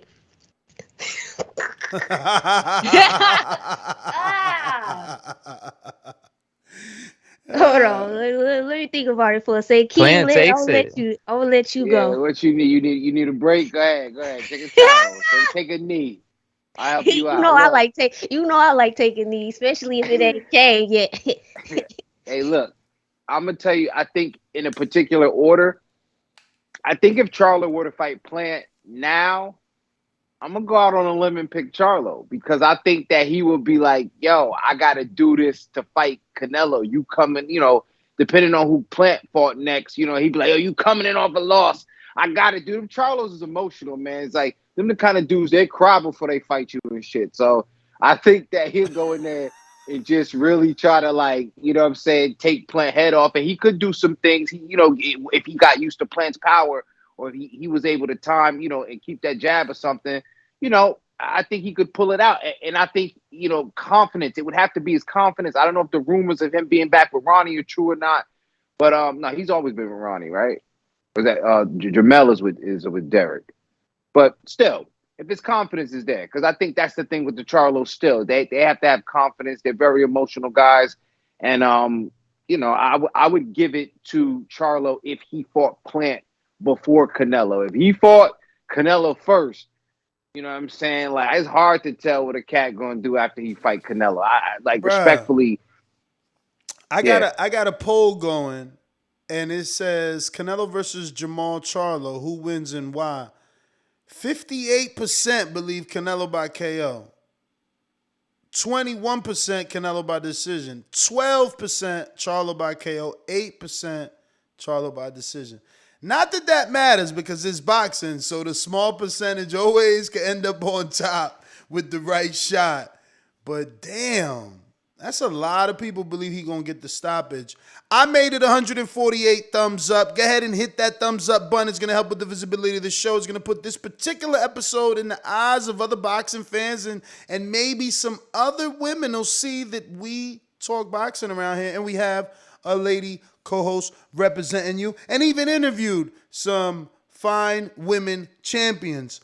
Let's get to this next topic here. What we got? Ryan versus Tevin Farmer for April 2nd in Las Vegas. I love Tevin Farmer. He's a friend of the show. He's a nice guy. But I have to say,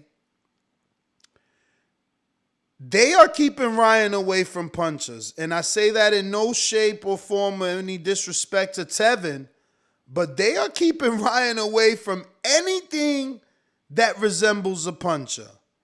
And I don't know if Isaac Cruz resembled the puncher or not. I know that's what he was billed as, but that fight didn't get made. Sean Gibbons came out and said Oscar was lying about everything. And you just have to wonder, like, why? Why is it so hard to make a Ryan Garcia fight? And why is it so hard to get a decent opponent with Ryan? Like, you guys talk about Tank. At least he's fought two real deal names. And the fact that Ryan wanted to fight Isaac Cruz makes that third name real deal. I mean, man, Ryan needs to step it up. He really needs to step it. And don't get me wrong, this is a step up. This is a former world champion in Tevin Farmer, slick fighter. And he's been rebuilding on his own out of the ring. So I feel like his move to 35 is going to be a natural one. Plus, he's got vengeance on his mind because he's coming off the loss. Will that be enough? I don't know. Yeah, he is coming off of a bit of a layoff as well. When they were talking about Ryan versus Isaac Cruz, I just thought, why? Why don't you just fight Tank? Why are you going to fight the guy that just lost to Tank? It doesn't make sense. What was that? They still building that guy. What else is there to build, man? It's if you want to build, that's cool, but then stay off of Twitter. I'm with you. Yeah. Yeah. So, look, I'm with you on that one too. I can second that and third that because ultimately with Ryan, I would like to see him in there. Yeah, Tevin Farmer's coming off that layoff. I would have liked to see Jojo Diaz, perhaps. If you're going to pick a guy coming in off a loss, pick a guy. But again, Jojo Diaz might be too much of a puncher for Ryan. You know what I'm saying? But I thought that would have been a good fight. But, Ryan, ultimately, they're going to give him somebody like Tevin Farmer because they know Tevin Farmer is moving up in weight. And Ryan, no matter what you say or you like about him, he appears to be explosive. And he's going to be trying to, take shots and take Farmer's head off. And he knows Farmer really doesn't have the power, to bother him. So, with that porous defense, you know what I'm saying? He's going to be able to, get hit with a few and still try to land a powerful shot. So. Yeah, I mean, this fight, I feel like it checks the boxes for Ryan to be able to sell it and market it because it is a former champion. He is a slick, very skilled boxer, but also the risk is minimalized because, Tevin isn't known as a huge puncher, but he is a very slick guy. He's coming off the layoff. I mean, I like the fight, especially if we're, doing fights that aren't the top fights for Ryan right now. But, like I said, if you're going to talk that talk, you got to be ready to sign the contract. And this isn't quite that fight, but I'm still down for it. I might miss it. I'm going to be in Puerto Rico. I'm getting married the day before. Oh, congratulations. Appreciate you that. doing a destination wedding? Aguadilla. But is it a destination wedding or that's the honeymoon? No. That's the destination wedding. Yeah, we're getting married on April Fool's Day. Congratulations. That's dope, Appreciate man. that. Yeah, might have to do a fight party on the island. Man. What made you go to Puerto Rico? Is she Puerto Rican? That's why you're in Orlando? She's an island girl. Uh-oh, she's an island girl. Shout out to Ray. Okay, Ray. Yeah, my girl from the west side. She's from Maya West. Oh, that's what's up. Guys, I'm gonna go ahead and head out. I made a prior obligation. No Congratulations, Ray. If I don't tell you, that's a big deal. That's a blessing. I'm married. That. I just want to tell everybody, you know what it is. Make sure you go to my IG at MK Sports Slay. Listen, I'm looking for loyal supporters who want to interact. Not the crazies. Loyal supporters. We're going to do boxing. I'm going to try to up my social media content a little bit more this year. Twitter at MK Sports Slay. And you can also make sure you subscribe. Listen, we itching. I know I only do once a week, trying to get that formula intact so we can do more on the YouTube channel. We inching right at about a 700, about at 670. So make sure you guys continue to support. Let me, get to that 1,000. We almost there, but it's baby steps. I love what I do, so I ain't gonna stop. So make sure you go, subscribe and hit that like button to Afternoon Sports Slate. Check out my latest video on the prediction of Gary Russell, versus Mark Magsayo. All right, guys, I'm out. You can actually catch me. Man, I don't want to say the wrong thing. Never mind. But I'm actually about to head out to another channel, YouTube channel. I'm going to be live. I don't know if it's Beebs or D-Style. So I'm going to be on there for a hot little second. We're going to talk a little boxing. Then I'm going to be done for the night. Thank you, guys. Send those guys my love, man. Tell them I said keep doing what they're doing, regardless if you're going to Beeb or you going to D-Styles. All right. See y'all. Okay. See you later, Queen. Good chatting with you. So I got a new poll. Who wins? Ryan versus Tevin. So far, 58% saying Ryan by KO. That 58% on the KO for both the polls. Yeah, shit, man. That's I like that fight though. Like you said, Ray. I think you said it the best. This is a good fight if we talking about a fight for Ryan that's not with the top guys.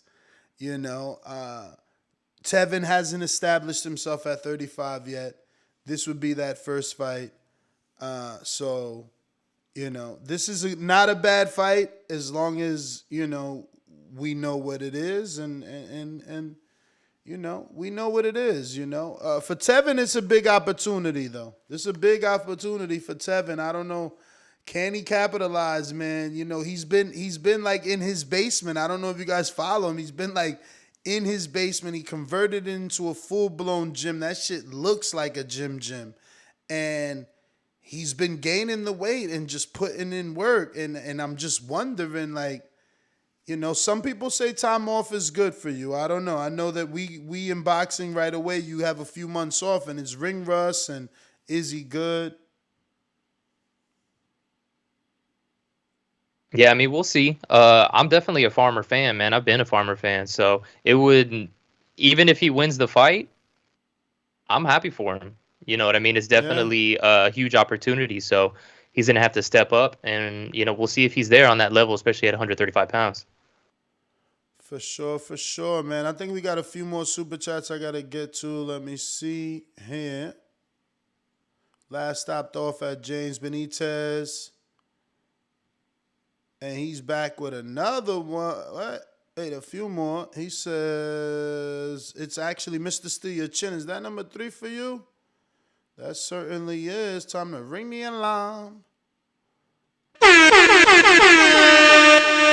Mr. Steal Your Chin with another one who says, let me get my Tank soundbite, champ. One time for Baltimore. I wonder if you're talking about this because I don't have many Tank sound bites, but maybe this. And when you're in the trenches, it's cool to shoot them bullets. How you gonna defend yourself when them bullets coming back? I'm wondering, you must be talking about that. James Benitez right back at us. He says, Warrington ducked, Leo ducked, Shakur ducked, Frampton ducked, Colbert gonna duck, Navarrete gonna duck. Loma, the only one bold enough to step to Gary. Wish they'd run it back. Gary got to do something for Loma to want to fight him. Loma out here giving everybody a shot, man. Is Gary, is he still at 126? Why don't Gary fight Comey? Like, what the fuck? Fuck is Gary doing, man? He'd need to move up to 35 on some Tevin Farmer shit. Bruh, and that's why I'm mad. My man talked about like he was moving up and this Crawford shit, this Tevin shit, this Devin shit. He went through all the names and nothing. And bruh, I didn't mind Tevin. I'm so mad Tevin lost because Tevin was like, fuck it, I'll fight Gary. Nobody want to fight him. And then Tevin lost to JoJo. And obviously, you know, that heat or smoke died. That's why I like Tevin, man. He wanted all the smoke, bro. He was talking about, oh, I want the Tank fight. Let's get that. He was holding Tank's former belt that he lost on the scale. So I'm down with Farmer. Yeah, me too, man. Me too. What?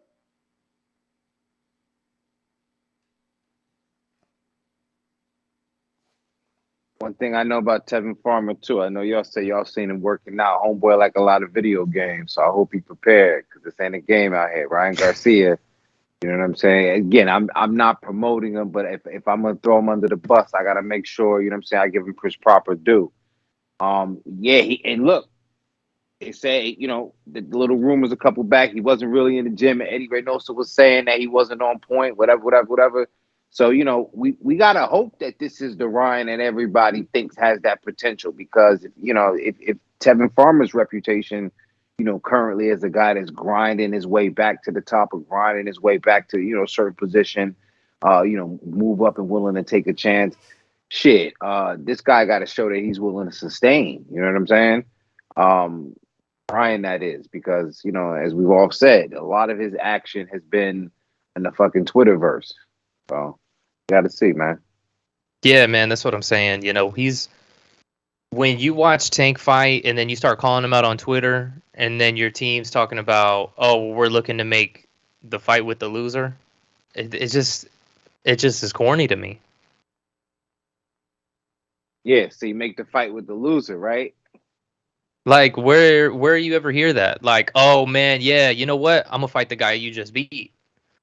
You know, and then talk shit to that guy. It's ass backwards to me, bro. Now, but you know what? Only in the world of boxing, that's logical when we talk about and we use that phrase, building an opponent, because then what we say is, well, it was a common opponent. So, you know, when you guys were saying that thing about, you know, not wanting the Cruz fight, Cruz would have been a common opponent with Tank if, you know, Ryan was going to continue to talk shit and try to say what he would have done against so-and-so. You know what I mean? So, yeah, common opponent and with a fighter that we know is being moved along in a certain way. You know, boxing is the only sport where that makes particular sense to fight the loser, you know, if you will. Yeah, see, while you have a point, I like the common opponent, but only when it's like a few fights removed, the opponents built themselves back up, things of that nature. But when we're talking about one fight removed and you were just talking shit on Twitter to the other guy, that's where it doesn't make sense to me. But if you were to, fight a guy like Pedraza or something like that where it's a common opponent. Hey, and look, you know what's real about that? Look at Pedraza's trajectory, because Pedraza would be a common opponent with Tank, number one, right? And look at his trajectory since that fight with Tank. I always say you can tell, a fighter's resume by what their opponents go on to do. And Pedraza has gone on to do well. So, yeah, like you said, if it was a Pedraza, of course, because you're talking about a fighter on an upward trajectory, Yeah, that Pedraza, it makes a Pedraza win on Tank's resume look a lot better. Absolutely. Most definitely does. But yeah, man, like I was saying earlier, when it comes to Tank, everybody's just so high on Tank, and a lot of people, they make their top 5, lightweights, and I hear all of these guys, they say, they put Tank as number 1 or Haney as number 1 or somebody as, For me personally, I don't know about you, and maybe you could follow with your kind of list as well. To me, Kambosos is number 1. He beat the guy that beat the guy. I know that maybe, we can make some arguments because of the style that he won, the eye test. But if not, then we're just really arguing the eye test. He's the one with all the belts. He beat the guy. At what point does that not hold the weight? No, you're right, because that's what lineal's about. And I just think, what kind of guy are we talking about? Are we talking about the unified guy or the undisputed guy? We're going to have to split hairs with this one. So what kind of guy are we talking about? Is it the guy that beat the guy? What guy did he beat? He beat the unified guy. He beat the undisputed champion. Oh, your blood clot. Yeah, man. Yo, sorry about that. Shout out to Keem's dad, man. My man is a fucking G. This is what I'm talking about. Hustlers, man. Nobody, and no disrespect to you, because we just found out you was a real estate agent. But nobody that just sits on their ass is gonna get it. I was like, what the fuck is this? My man sent me a contract, and I'm like, what is going on? And he's just like, he's on his bike, bro. He's trying. Is this specific piece of land that I wanted, and I couldn't even get in contact with the owner. He found them. They from Canada. Shout out to Keem, man. And he said somebody from the community reached out, based off, me talking about him. And his name is Jeremy. I know there's so many Jeremys in the community, though, so I don't... Oh, shit. Wait, it could be one of the New Orleans Jeremys? I know one of them is Jeremy, but shout out to whoever reached out. William Crespo Sr. will do you justice. Definitely contact him. Hit up Keem for the exact... Because I just got his number. I don't know the exact name of the company. Let me see if it's in this email. But, man, they the truth, man. How big's the lot? Olympus Executive Realty, man. Check them out, man. 10,000 square feet, a little bit more. Let me double check if it says it on this shit. But it should be a little bit, just slightly above 10,000 square feet. And that's vacant? Vacant. With trees Better on hold it. on to that. With trees on it, though. Yeah, no, That's bro. right. Listen. I'm trying to buy the lot next door before somebody comes put a house next to me. I don't want no I don't want no fucking neighbors. You know what I'm saying? Hold on to it, my friend. Get both of those and just hold. Bruh, this neighborhood has jumped so much you don't even understand. It's insane right now. Like, this is just a beautiful thing. It's a beautiful thing. I'm so happy it's not a bubble. Because next year you turn around and the market's not at this level, but it's not a bubble. So I'm so happy, bro. It's only my first year here. I'm so happy. It's crazy. Yeah, man. If anybody wants to look into why it's not a bubble, go to my YouTube page, The Business TV. You'll see an extensive video on the differences between the Send bubble me a link, of please. 07. Yeah, definitely will. I had a really good interview with one of my top mortgage brokers that used to be in the business back in the day. he talked about, bro, the stuff that they were doing back in the day was nuts. Like they were giving out no income, no asset loans. Bro, people with McDonald's. I know people who had McDonald's jobs that was able to buy those brand new construction houses in Jersey. Bro, it was crazy. It was crazy. They it's different now because now the mortgage process is so strict because of that. Yes. That these are real mortgages. These are people that can really afford it. Plus, up here is inflated because everyone from up there is coming down here. Like, it's just raising. Bro, houses from like 07, fucking even some 80s. I haven't stopped looking at the market for the last 2 years. Even the fucking 1980s down here are going for like 300-400. It's crazy. Yeah. Oh, easily, bro. Depending where you're at, though. Yeah, definitely the location and whatnot. But yeah, man. That being said, anybody that is trying to relocate, especially to Orlando, I service the greater Orlando area. Hit me up. You can message me at this link over here or follow me at my personal page, Ray the Business, at Ray the Business on Instagram. And or if you're looking to get into a second home investment property, short-term rental, we live right next to the Mouse. I drive by the Mouse every single day. What's the Mouse? Oh, Disney World? Mickey. Okay. Yeah, man, that guy, talk about business. Yo, I think it's so amazing that you do a podcast on real estate, being a real estate agent. That's, I follow this guy. When I first was gonna move down here, I was gonna use this realtor. His name is like David something because he was so good on Instagram, but he's not in this area. He's more in the Lehigh Acres and Fort Myers area, which is totally different than over here. And everything is 2 hours, so it's like it wasn't easy for him to take me to viewings. It's too much, man. You got to get somebody that's close. The furthest I've done is Tampa, Valrico, and that was completely over sight unseen. It was a guy from Maryland. And I told him, man, I was like, look, I don't even service that area. He was like, no, dude, I like you.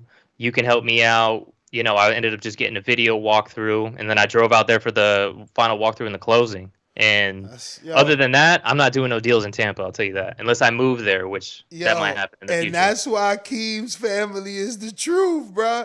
They had Dylan. He would come up here. Whenever he couldn't come, the mother would come up here. Because they're from Orlando.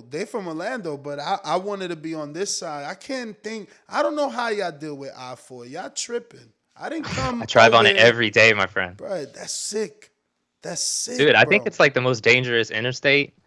One of them the danger, the traffic. Oh, the traffic is wild. Insane, bro. That's no cool. It's not cool. But anyway, back to boxing. Alejandro Vega in the Skype chat says I-4 full of retards.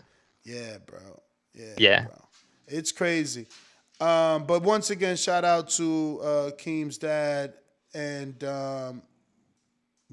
moving on. We got, looks like James Benitez with another one who says Charlo wouldn't be Ronnie's best super middleweight. Does he have another super middleweight that I don't know about?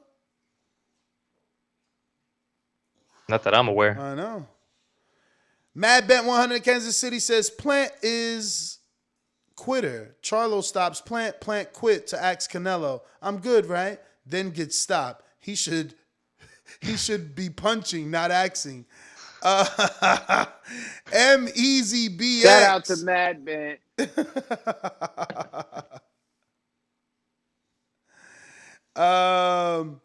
MEZBX says, salute TBV.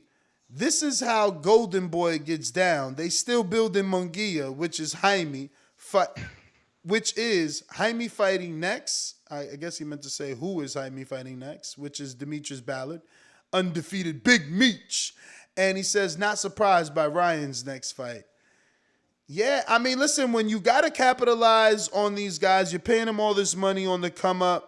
You can't just put them in any fight. You got to put them in the right fight, man. You got to put them in the right fight so that it makes sense if they lose. They don't take a major hit on their publicity if they lose because it's like, oh, he lost to Tank. It's all right. You know what I'm saying? That was Tank. He's supposed to lose.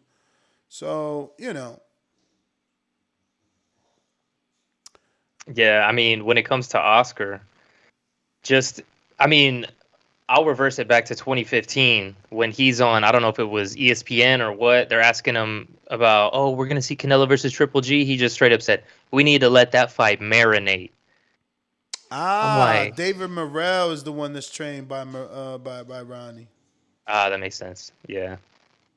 But yeah, man, I feel like, look, I feel sooner or later, we're talking about the market, right? Everything's determined by the market, and the market are the fans that buy into these fights.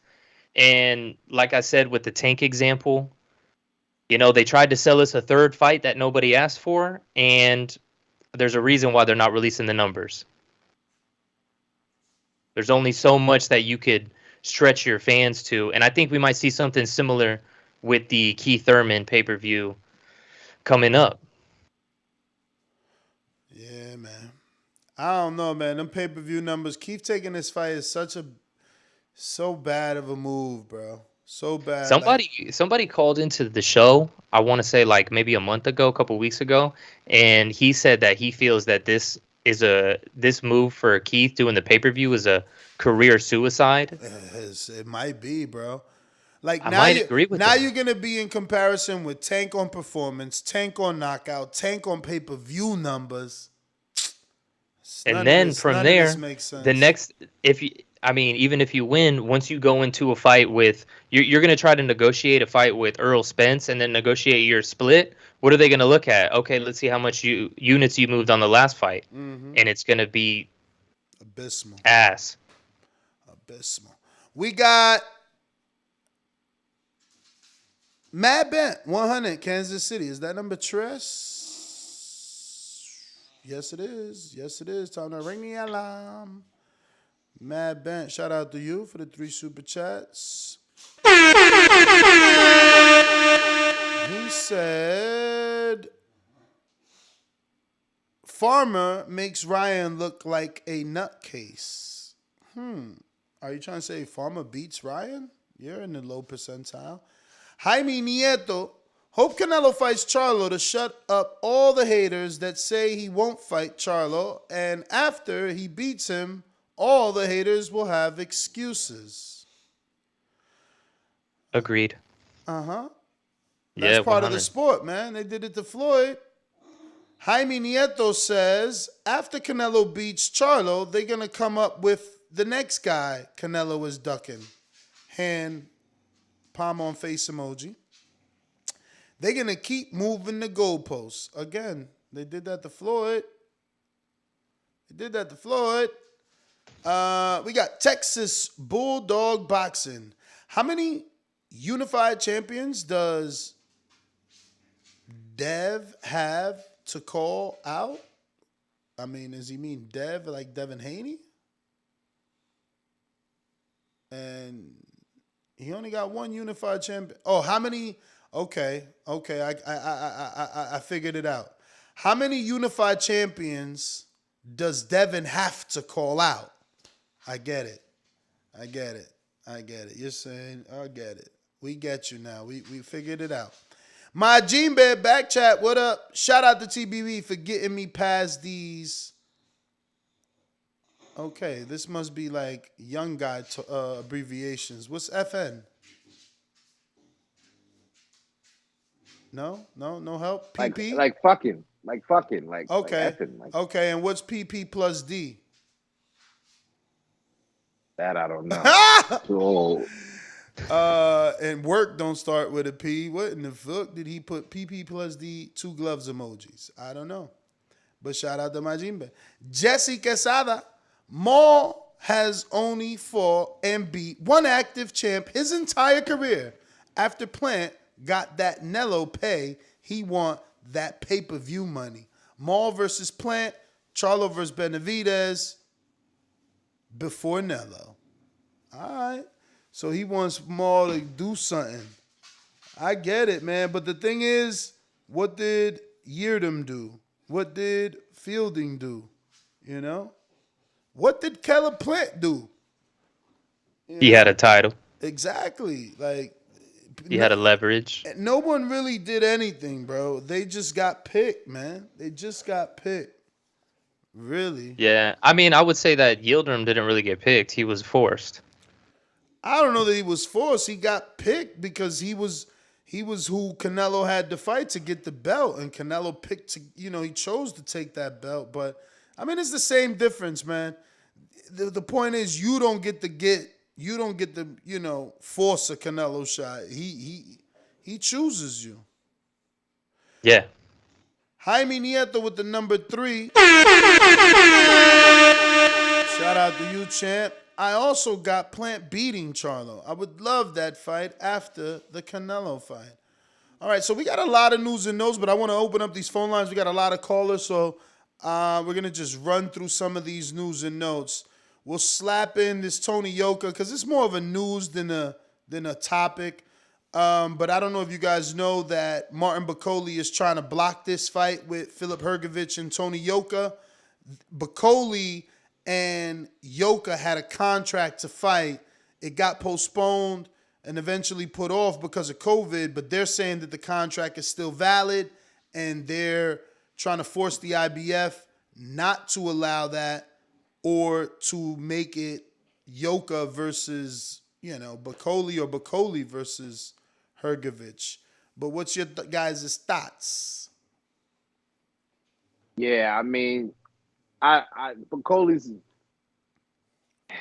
he's really getting in the way. The Hrgovic fight is way more exciting. You know what I'm saying? It's way more of a test.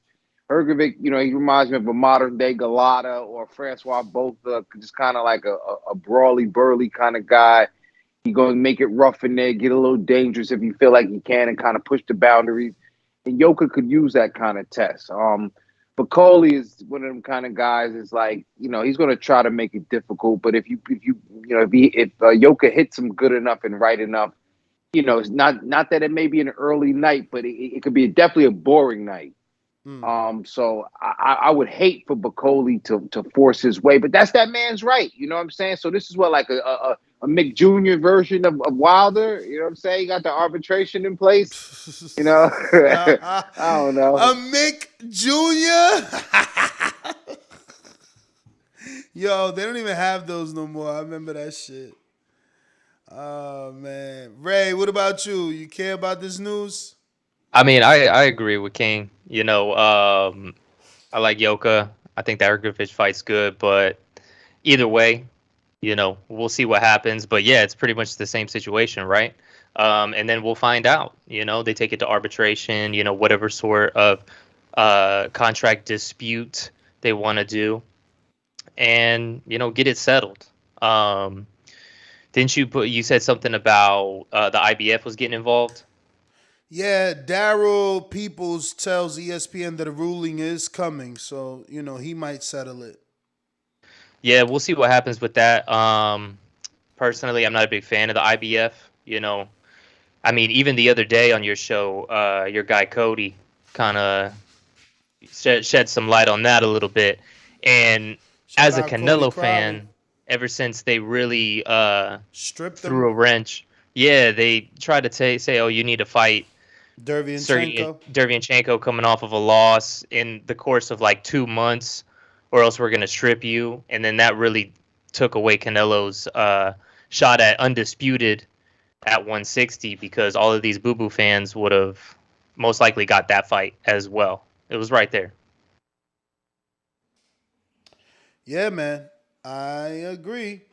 Let me see. So next on the news and notes, Roger Gutierrez versus Christopher Colbert, official tissue for February 26th in Las Vegas, man. I'm excited because I'm invested. I'm biased for Chris Colbert. I don't know Roger Gutierrez. Never seen him fight a day in my life, man. Yeah, Roger Gutierrez, he just fought on the DAZN card. He was in a co-main event. I forgot, a championship fight. So he's coming off of a loss, but he's a world champion. So this is a great fight for Chris Colbert, I don't know if there's a vacant in place or whatever it is, but like I said, Colbert, yeah, see? So this, So Colbert is the regular champion, but Tank's belt, the former 130 that was preceded by Leo, and then, Tank won it, that belt will be on the line. So the winner of this fight has a true claim to a unification with the winner of Valdez Shakur.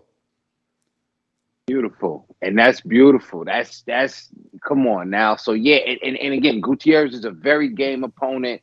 If Chris Colbert whoop his ass, then I would be impressed. I think Chris Colbert's going to be tested in this fight, but I do expect him to come out victorious. If he does not, I wouldn't take nothing away from him, but I think, he might want to revisit his position in the division, especially if his expectation is to be in the unification against Shakur.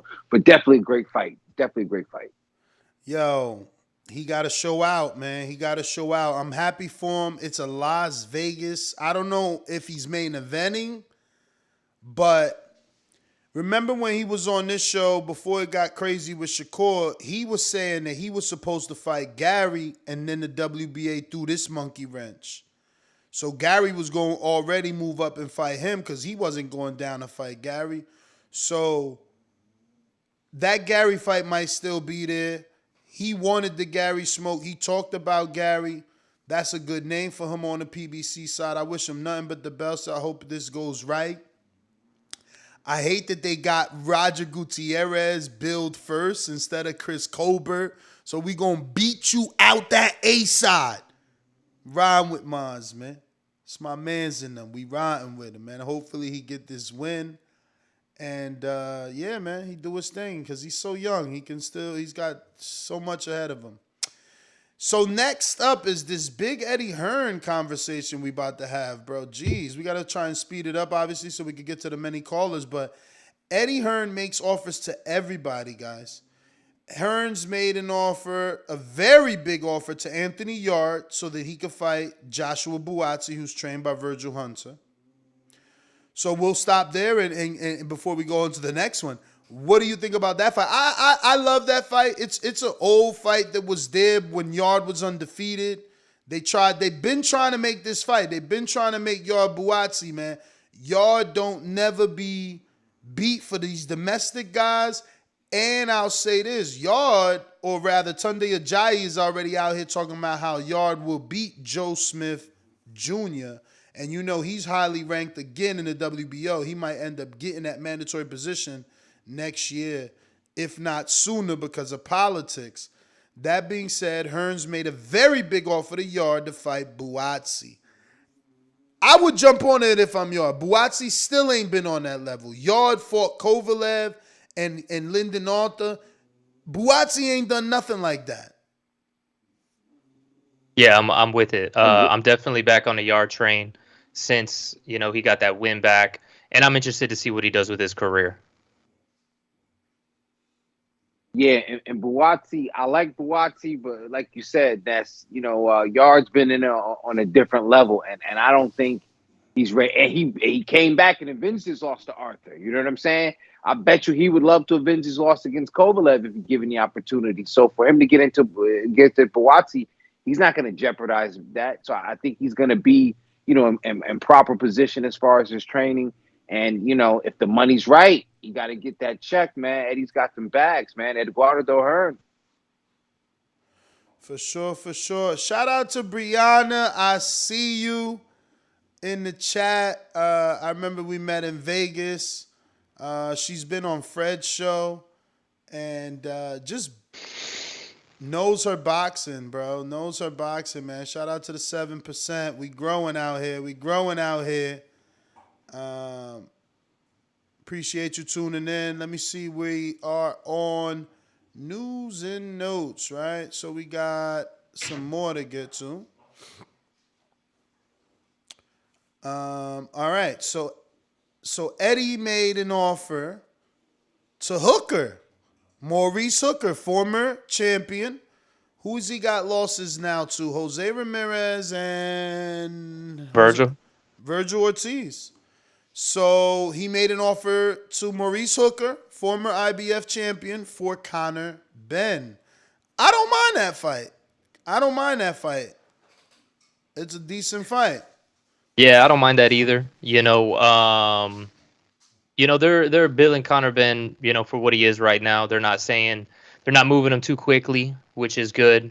I think we definitely were getting a little hyped out that Broner talk, but I'm cool with this fight.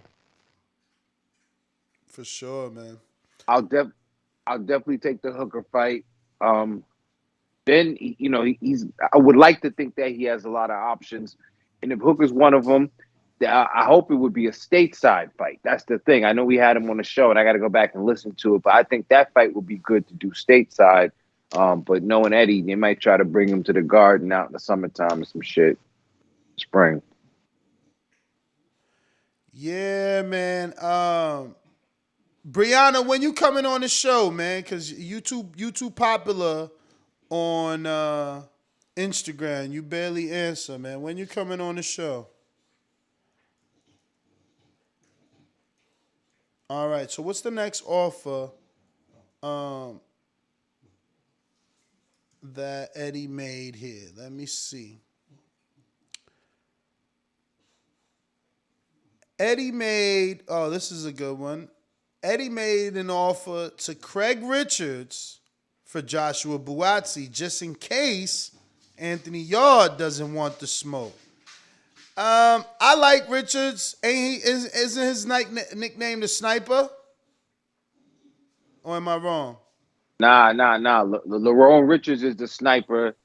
Craig Richards is the Spider. Close. The Spider. Close. So I spent a lot of time with Craig Richards in Vegas for the Haney fight, and then he was in LA too for the Tank fight. Like, it was like we was traveling around. Fucking Dean White bumped me for $40, yo.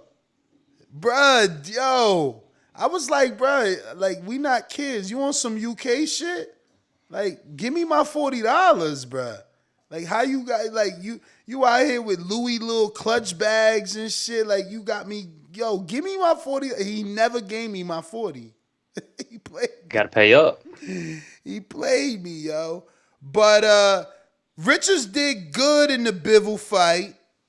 And now, yeah, I thought he got touched up early, and then afterwards, once Bivol started slowing down a bit, he started putting a little bit of hands on him. Mm-hmm. But it wasn't enough. And now he's training with K Kimura, bruh. He was with K, and he got sparring and everything. He don't even want to leave Vegas. I don't know did he leave or not, but he made it seem like, yo, I ain't leaving. And you know, that's what these UK dudes need. But he does have 2 losses and 1 draw. But Eddie made him an offer for the Buatsi fight. Let's see if Buatsi takes that fight. Because, again, Joshua Buatsi, I don't know any name. Like, I mean, you the hardcore. Has he fought anybody that anybody would know? No. All right. That was quick and easy. So Eddie Hearn has revealed that they're trying to make the Oscar Rivas versus Alen Babic fight. And they reached out to Rivas' team to make a potential fight for his WBC bridgerweight world title. So Eddie makes an offer to Rivas for the Alen Babic fight. Babic is actually Babic, not Babic. Babic, he's so young though. Like, in terms of fights, don't he got like 9 fights? 10. Yeah, I was wrong. 10 fights, 10 KOs. But I get it, man. They seen what my man did, who was what? He was like 175 pounds and moved up the bridgerweight and gave him a decent fight. What was in it? Rozeki. So they looking at that like, yo, they licking their chops. Uh-oh, Yeah, Brianna said I anytime mean- in the evening. All right, pay attention to your Instagram, and I'll have my producer set it up so that, you know, we can schedule it properly. But, yeah, go ahead, Bray. Yeah, I mean, we'll see what happens. I might be on an island by myself, but I'm not really a fan of the whole bridgerweight title. I think it's just, it's similar to the French fry belt, where I feel like WBC is just making excuses to charge more sanctioning fees. I think that's why I was introduced. So I'm seeing through it a little bit. I don't really like it, and at the moment, there's not really, like Oscar Rivas and Babic and Rozeki, like that doesn't really excite me too much. I almost feel like it was made for in the case that Deontay Wilder wants to fight for it because he's weighing in at that weight. And then you can get that cap on your, what is it, the $200,000. Or get that two-time division champ cap. Yeah, so we'll see what happens with that. But I'm not really a fan of the whole division thing, making the new division, none of that. But like you were saying, when a while back before they even announced the Makabu thing, if Canelo wants to do it in the future, then that'll just be a sixth division. And if he can beat Makabu, then we might see it. Oh yeah, I think he can do it. Especially Rivas, he about to let these dudes do it. Alen Babic about to wildly knock out Rivas by accident. It's gonna be on purpose because he throwing the kill, but it's gonna be more by accident, by a wild shot. All right, so the last bit of news and notes, and we're going out to the callers, is Edgar Berlanga, Steve Rose is official. This is a true test, not because Steve Rose is a test, but because it's a test barometer, meaning fucking 38, 37-year-old Triple G did that. What could young Edgar Berlanga do? And he gets his first main event here, or second maybe. And it'll be in the Hulu Theater, which is what, the old Madison Square Garden? Yeah. I would figure. No, you still being out there. And then I'll just run all these last ones down. You guys can let me know how you feel. Kovalev is in works to fight Falun Meng on Triller. Liam Williams is explaining to Behind the Gloves, Michelle Phelps, that he has a rematch clause for his fight with Chris Eubank. And Bob Arum obviously is saying that Shakur and Valdez is all but done. Contracts have been sent out, so that fight is pretty much official. If you fellas want to touch on all those last topics, and then we can go out to these callers. Do we have any details about that Triller thing? Are they going to do it in that stupid-ass triangle? No. This is a boxing match. Okay. Yeah, I was not sure if they're doing that. Was it like tri-combat or something? Yeah. Where it's like Pulev. Isn't Pulev scheduled for one again? Pulev's, yeah, he's fighting Junior Dos Santos, and he's going to do the same shit that he did to Frank Mir. Crazy, bro. Yeah, Chad Dawson in one of them shits too. Chad Bad. Oh man, who's he fighting? No, not Big Bad Chad. Vitor Belfort. He's fighting Vitor Belfort. He's fighting Vitor Belfort. Juicy Vitor too, bro. Shit, I want to see that. I want to see that because Belfort, he fucking killed Evander. His ass ain't had no mercy on 58-year-old Evander. I hope Chad whoop his ass, yo. Yeah, I was not when was happy, the last time bruh. Bad Chad fought? I don't know, but he gotta be better. And he a southpaw. Yeah. Come on, man. He better do his thing, man. That's what I'm saying. It'll be a bad look if you don't. Word, real bad. But you guys gonna touch on any of the others, or we can open up these lines? Open them. You can open up the lines. All right, let's do it. Remember to rate us 5 stars on iTunes. Subscribe to youtube.com/theboxingvoice for the latest and greatest interviews with your favorite fighters. All right, we got David Maldonado, New York City. What up? Listen, Vegas don't know nothing. The world don't know nothing. Only I know everything. We did it first, and we motivate even the greats. Oh, what a big shot by Lopez! I told everybody! TheBoxingVoice.com. What he done to the boxing world to be #1 in the junior weight division? SDS Promotions.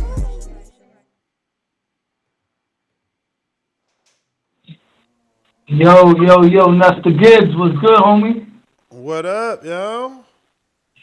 Yo, I want to touch up on all of those topics as brief as possible, man, without overlapping my call time. As far as Canelo and Charlo, this, for me, is the most anticipated fight for Canelo.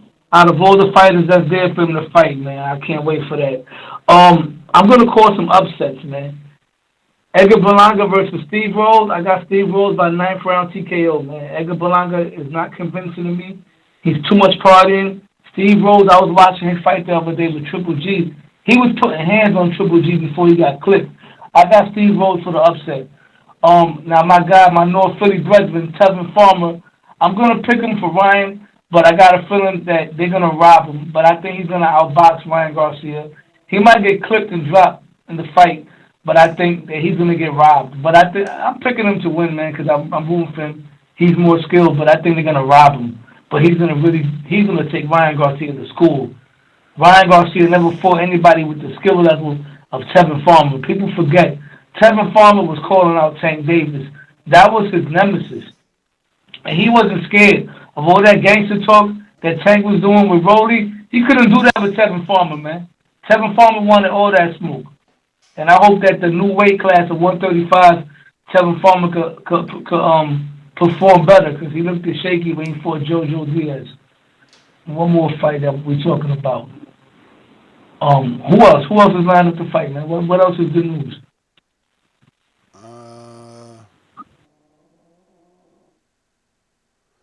We got Russell versus Magsayo on Showtime this Saturday. Man, who the fuck is that guy, man? I don't care about that fight. I want to see Russell fight Chris Colbert. That's what I want to see, man. Being that Shakur's going to take on Valdez, let Chris Colbert fight Gary Russell, and in a perfect world, the winners fight the winner of Shakur versus Valdez. And I can't wait for Shakur versus Valdez. That's going to be the first Puerto Rico win over Mexico we're going to have in a long time, bro, because Shakur Stevenson is our guy, man. Boricua all day. That's my call. All right. I remember he turned Tio into a Puerto Rican. Remember, y'all? We going out to... Let the little fish go so that we can catch the big fish later. I'm the big dog at the welterweight division. WBC and IBF welterweight champion of the world. At the end of the day, I'm a way better fighter than Terrence Crawford. TheBoxingVoice.com. Me and Terrence Crawford on this side of the street. We cleaning our side of the street, then we coming after Crawford. 60-40 or 70-30, wherever we get. Say something now. Say something now. Big Fish Vega. Big Fish Mafia. It ain't a movement, it's a lifestyle. SDS Promotions.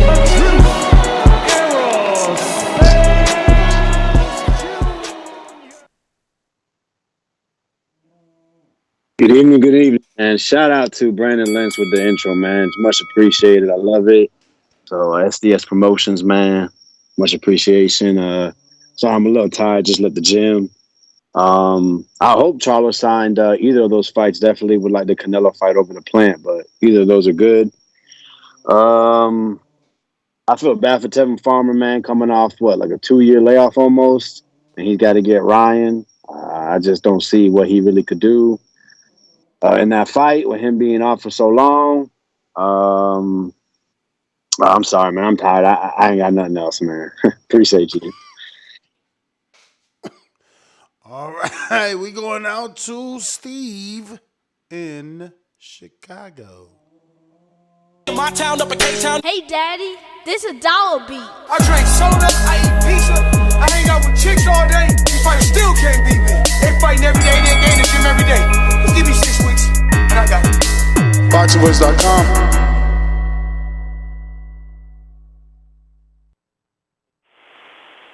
Hey, Les, you hear me? Yes, sir. Yeah, I'm gonna skip a lot of these topics. I don't know what to make of a lot of these. I'm gonna wait till a lot of these fights get done. But hey, man, did you send that? I'm gonna kind of change subject. Did you send that podcast to your producer, the one I sent you with Keith? Nah. Hey, man, you gotta cut that up, man. There's some good stuff, man. He had me spitting out my coffee. I was laughing so hard, man. That guy, I don't know how anybody can hate on Keith, man. I'm with the intrigue, man. He's the man. Yeah, if you listen to that podcast, man, you'll have sound bites for a lifetime, man. You gotta listen to it. I'm waiting on the fight so that those sound bites mean more. Because right now they just words. It's just words. Yeah. He's selling it though, man. A lot of people are hating on it. And I get it.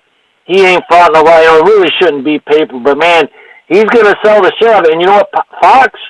They've been doing a good job promoting it. They've been putting it out there. So I don't know what it does, but like I said, the majority of the people, they're not paying for it anyway. But hey, man, go Keith Thurman. That's all I gotta say, man. I'm done. All right. Gary, another one you can't believe, man. I'm done believing these dudes. Like, come on, there's proof in the pudding. It's like dudes got 30 months capping. You know what I'm saying? One fighting Magsayo, the other one fighting Barrios off of Laws moving up. Damn! They both bullshitting, man. They both bullshitting, straight up. Keeping the lines moving. Keeping the lines moving. Mr. PBC, baby. BoxingVoice.com. I'm the flyest. Canelo talking about he believe he can win. Go to my kitchen. Get the sharpest knife and cut the bullshit up. I don't care what you do good. I do every fucking thing great. Mr. PBC, baby. Yo, what it do? What's good with y'all? What's good? Shout out to the dude from Porterway. Forgot his name, my bad. But to your prediction, Ness, I think you're quite wrong. Yo, why are you so disrespectful, yo? Yo, let me finish. I think it's gonna be Jake Paul, Bivol, and Joe Smith. That's it. Charlo's cool, but he gotta move up. I think you already said it's not in the talks. You don't want to fight Mexicans. It's definitely going to be Joe Smith, Jake Paul, or Bivol, sadly. And if you want to bet, just hit me up, man. That's my call. All right.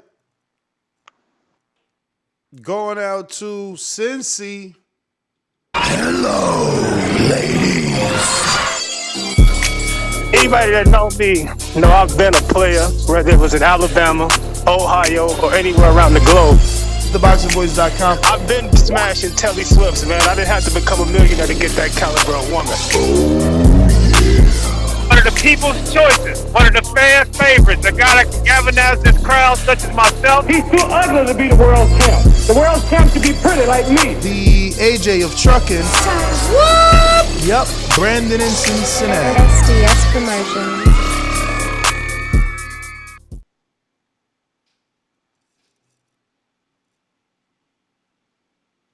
Brandon, you in the gym? Wilding right now, bro.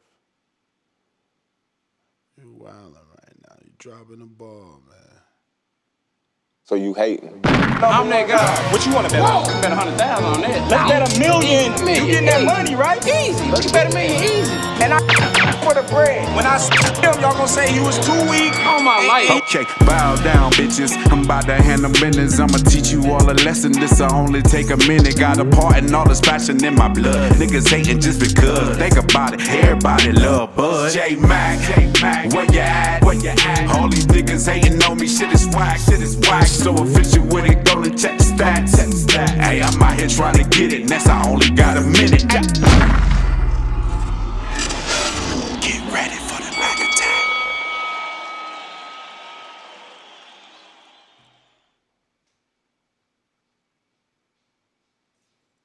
Oh, shit. Alrighty then. Nobody wants to talk today. I know. James Benitez. Listos pe los chingazos. Listos pe los chingazos. And it's not going the distance. Either he'll wave the white flag or I'll wave it for him. TheBoxingVoice.com. A lot of you live believable lives. It's easy to sit in those seats. It ain't easy to stand up here. Remember that. Matter of fact, when I smacked his brother in this gym right here, he didn't do anything. All he did was stand there like a big fat pussy. In your mind, how does that fight go? With me getting my hand raised. SDS Promotions.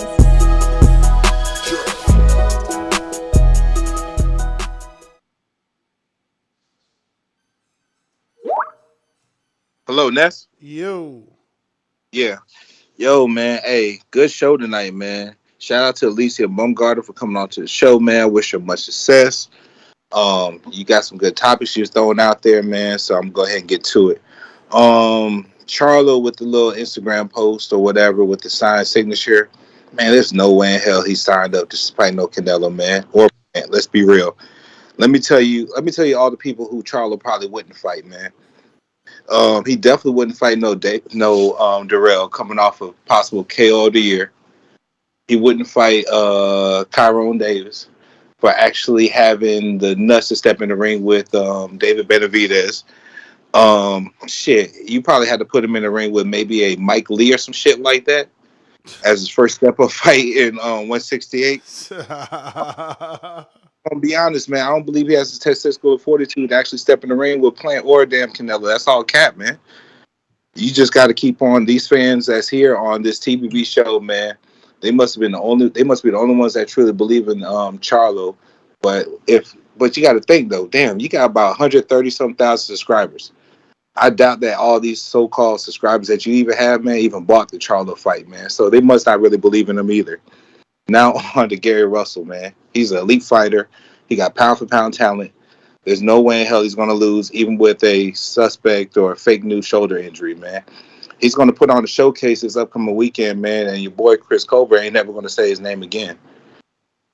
Berlanga, nobody really cares about that shit. Everybody really wants to see Keyshawn and Xander Zayas on that card.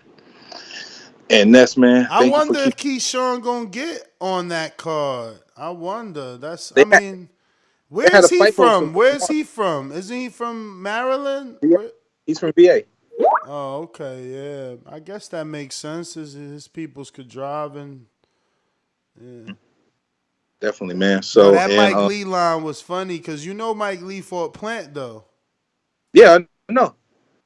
So that's gonna have to be his fight just to go ahead and just step up into the division, man. He probably won't even get through that shit. Has Mike Lee even fought since Plant?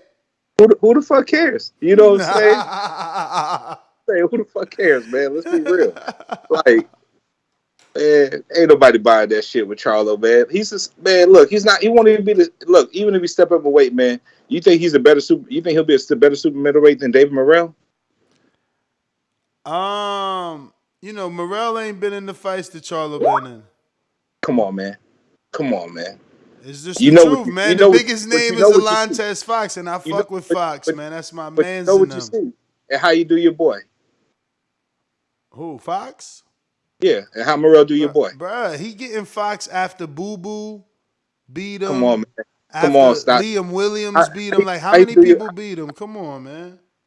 Hey, how you do your boy that night, though, man? He did him the way Canelo did Mosley, like the way you're supposed to do a dude that's not in his prime no more. But I hear you what you're saying. And how is Jermall doing people that he should be doing like that? He's letting them live, right? Who he let live? And we could say Montiel.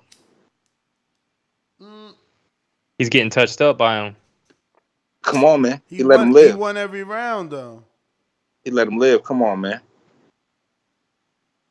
Come on, Ness. You got to stop caping for these guys, man. I don't know what you mean, what happened to the old Ness, man? That just call it like you see it, man. Bruh. I miss that.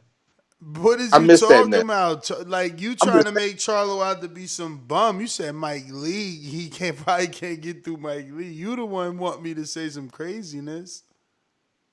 Bruh. It is what it is, man. I just call shit like I see it, man. Man. You know my mantra, man. I say the shit that everybody thinking, but they scared to say, man. And also, man, if he ever does get the nuts to fight Plant, man, I'm taking all bets, man, and that's my call. All right. I got Lidslow, Decatur, Georgia. Get your ass in the ring and Ain't no swing, hard man. fighting these boxing motherfuckers like this. BoxingVoice.com. Hey, Daddy, Boxing thinking man's game. this a dollar beat. Skill up here. You gotta get out and think of motherfucker. That's what fighting. BoxingVoice.com. TBV, what's happening, man? What up, champ? Man, everything coasting, man. Just cruising. Finna lay out for a second. But look at here, man. Shout out to all the boxers y'all talking about. I don't mean no disrespect, but you know me, Ness. Hey, you talked to Bozy English yet, man? Nah. Hey, Ness, go make that call now, Ness. We the ones that make this fight, bro. Don't be holding this up now. We already got enough motherfucker holding this thing up. Call Bozy. Bozy, if you listen, call Ness. Y'all answer the phone. Let's get this thing cracking. I'm out. Shout out to everybody. Baldy, Jago, what's happening? I'm out. All right. I got LV Slugger. Only time y'all see me in Rays is when I turn into the Bronze Mama.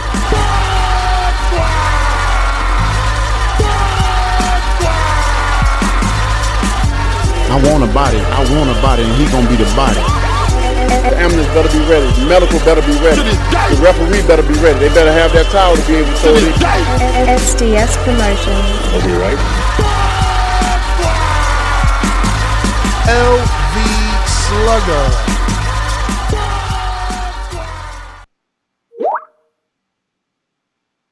TBV, what up?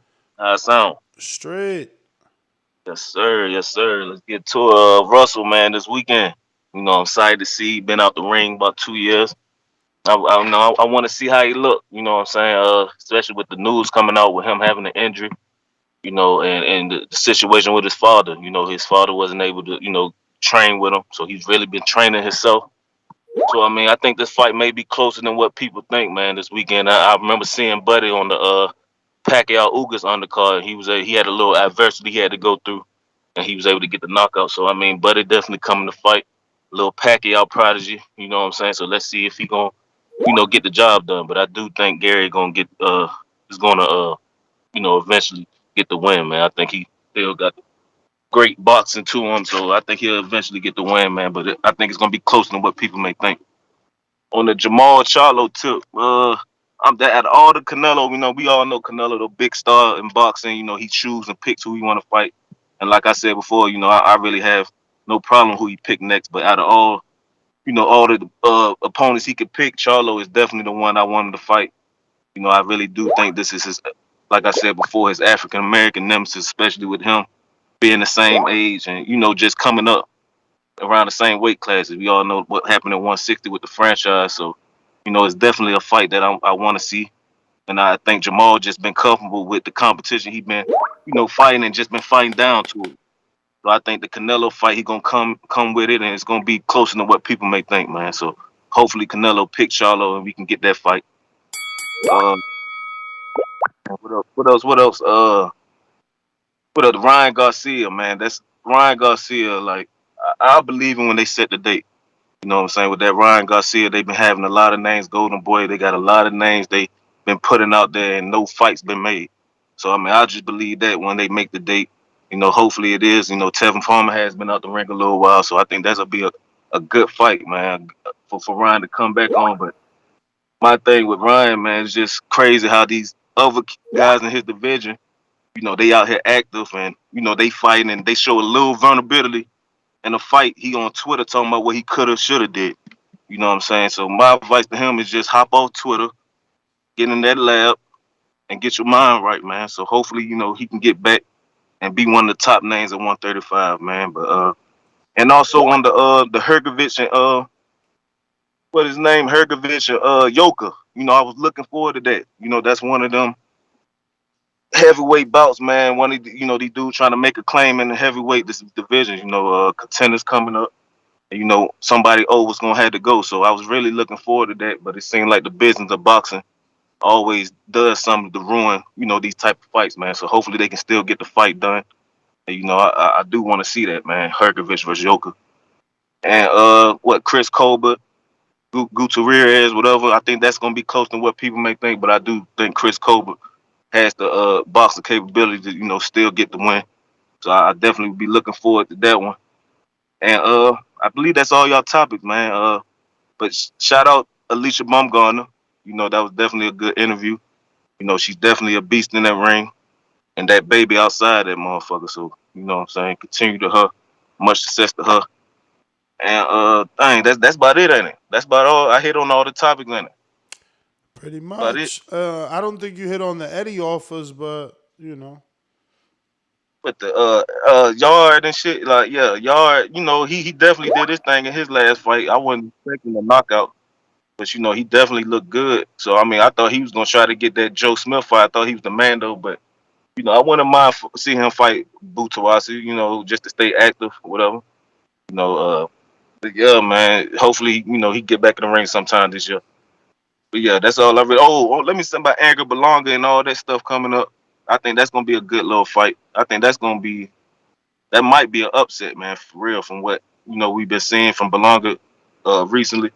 So I mean, I'm definitely gonna be looking forward to that one, man. But yeah, man, this weekend I'm definitely tuned in. Want to see Gary back and see if he can get the job done, and hopefully he can, get a big fight, man. Get a big fight. But yeah, that's my call. All right. My gene bet was goody.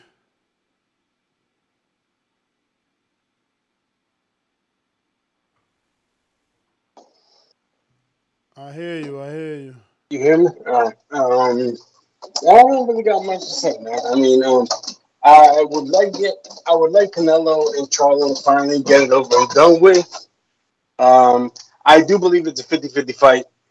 I think I don't see Charlo as the slick black fighter like a lot of people like to paint him.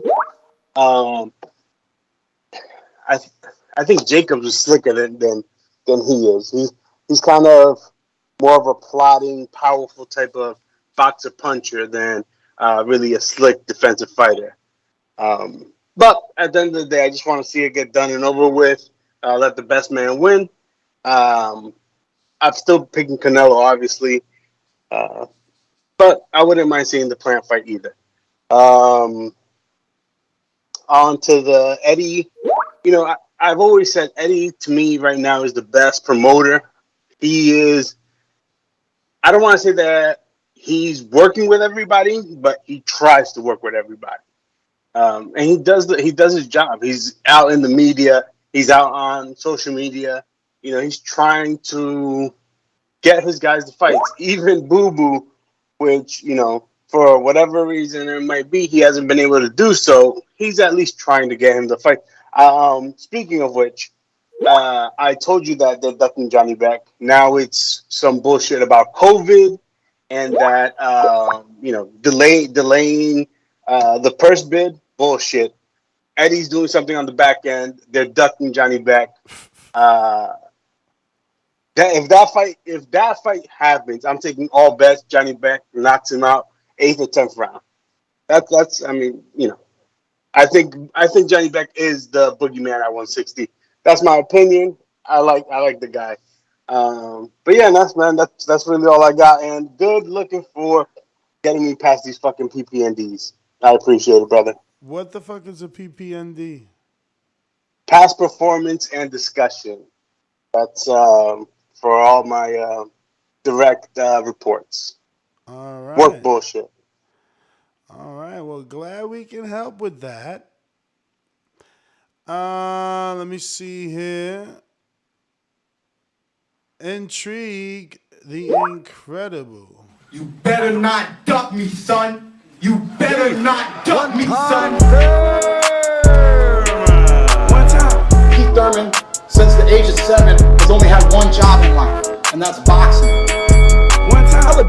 Don't play me, nanosecond. I've been here for way more than a nanosecond. I've been waiting on the phone call. One time. Thurman's not done. For all those who think Thurman's done, I'm not done. SDS Promotions. One time. Intrigue. The big fish killer. Out of the water now! Everybody out! Man down, man down. But that man didn't go down. One time. What up? What up? What up? What up? What up? What's good? What's your co-host name? Ray? Is it Ray? Yeah, the business. Okay. What's good, Ray? Hey man, What's up, brother? Pretty much on the topics. You know what I mean? I'm just to talk about the Charlo Canelo. I got Canelo beating him. I never bet against Canelo again. Never, ever, ever, ever, ever, ever bet against him. You know what I mean? I think Charlo give him a good fight though, but all the money be going on Canelo. And then this is Keith Thurman, you know, time from now to February 5th. So y'all was talking about that fight would be like a setup fight or some shit like that. But when was the last time Al put one of his fighters that was in a tune-up fight in a pay-per-view? That's telling you that he knows that Keith Thurman can sell, how much he believes in Keith Thurman, what he can do with promotion-wise. And that's what it is. I mean, like, Keith Thurman is coming back February 5th.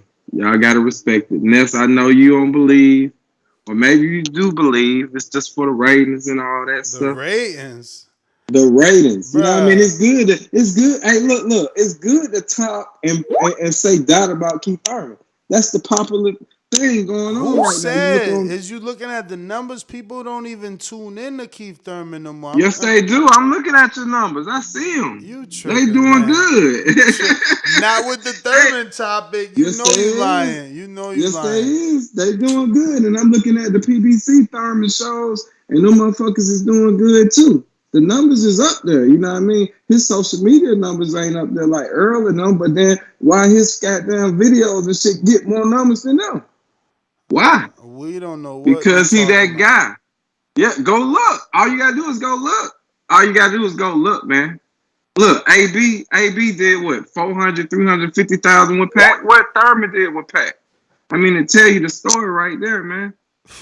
So all I'm gonna say, man, when Thurman mopped this dude up, I don't want you, Ness. I don't want to hear you saying he mopped a 140 pounder up. He was supposed to do that.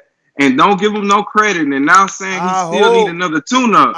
No, listen what I'm saying now. Listen when he does mop this dude up, I don't want to hear you talking no more tank talk. I don't want to hear you talking no more. He need another fight to get ready. I just want to hear you start promoting. It's either Bud or it's either Spence. We having a fish fry in the summer or either we having 420 this summer.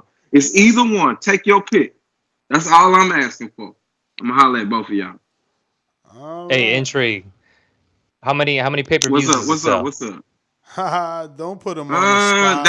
That's a good question. No, that's a good question because it's a tune-up. So I don't have no problem with it. So I think doing 250 is good. 250 or 250 180 to 250. 250. Oh my God! If he do that, 180 he a star. to 250. If he do 250, he is a star. But he is. So what's gonna happen next? When he do 250, what you gonna say then? I'ma say, bow down to Thurman. We not worthy. No, you ain't gonna say that. You gonna be talking this tank fight. This tank fight. Hell yeah! I'm gonna say Tank versus Thurman. Tank versus Thurman. That's disrespectful. That Tank fight. If you gonna say Tank versus Thurman, you should be calling out Tank versus Bud, Tank versus Spence, Tank versus Boots, Tank versus Ortiz. All of them dudes. Why are you just like putting it on Thurman? It's like a joke. Sometimes. Come on, man. Come on, man. Come on. So because he sometimes. Come on, Ness. Come on, Ness. Because he sometimes it gives Tank more of a shot. I hear you, but look, man, the dude fully healthy now. That left is all the way healthy. The dude about to represent, man, and he gonna do what you know he can do. You been in the fucking trenches with this man. You seen him in the sparring camp. Sometimes. I mean, in training camp sparring. I'm just saying, you can say that. That's what everybody say. But then when he knock him out, they still gonna be saying sometimes. They gonna say, "Oh, he was a 140 pounder." I'm gonna say he back. Nah. The narrative's gonna change to this was a 140 pounder, and now he getting in the way of the undisputed with Bud and Spence. They're gonna be mad at him when he get a Bud fight or he get a Spence fight, and they're gonna hate on him then. And then when he beat one of their asses, they're gonna still hate her. Oh, he aged their ass out. He waited for Spence to have an eye injury. It's gonna be they hate Thurman. But that's the good thing he got going for him. Everybody hate him. And that's that Floyd Mayweather effect. Everybody hate him. So people front like they ain't gonna watch him to see him lose, but they're gonna tune in to watch him to see him lose. That's what a lot of people gonna do. They ain't gonna pay for it though. Well, hey, they doing that for everybody. That's not nothing different for Thurman. They doing that for all fighters right now. What? So that ain't nothing. Yeah, stealing. They stealing for everybody. They stealing on the best fights. They stealing. It's not like they ain't stealing on the best fights. Let's be honest.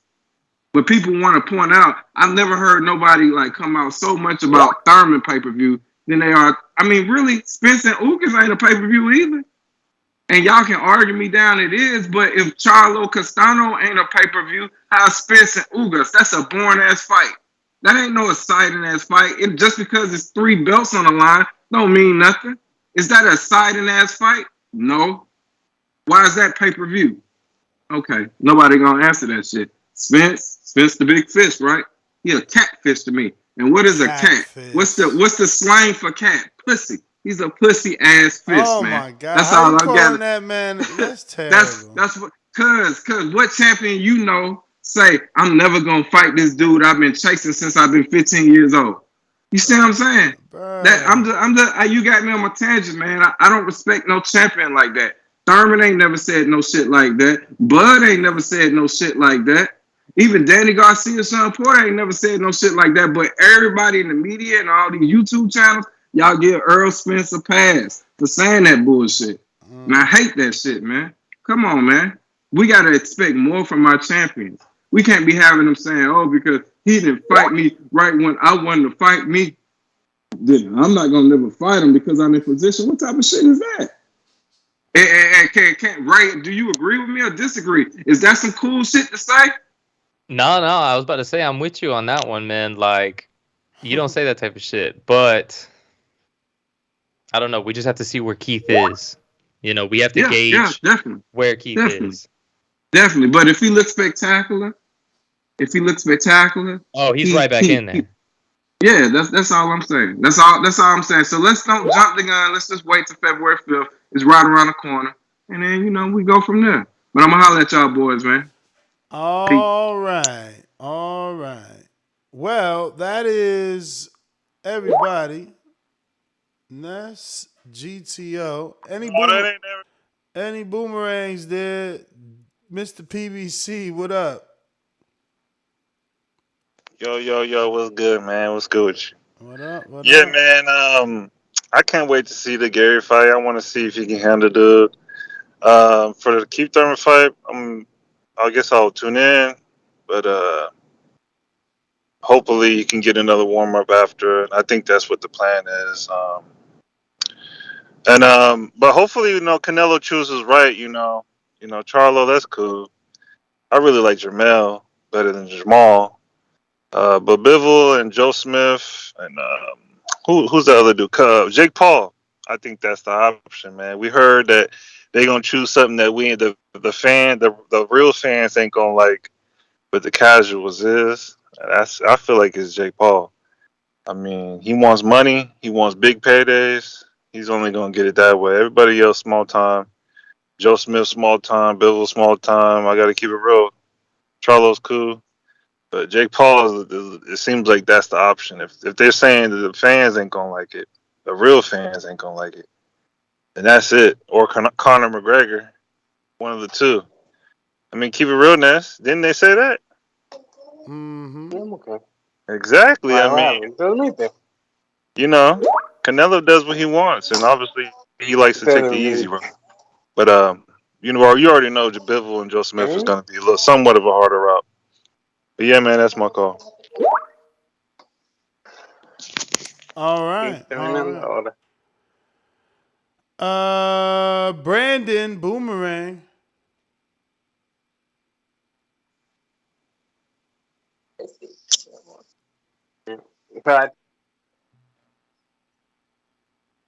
Majimbe.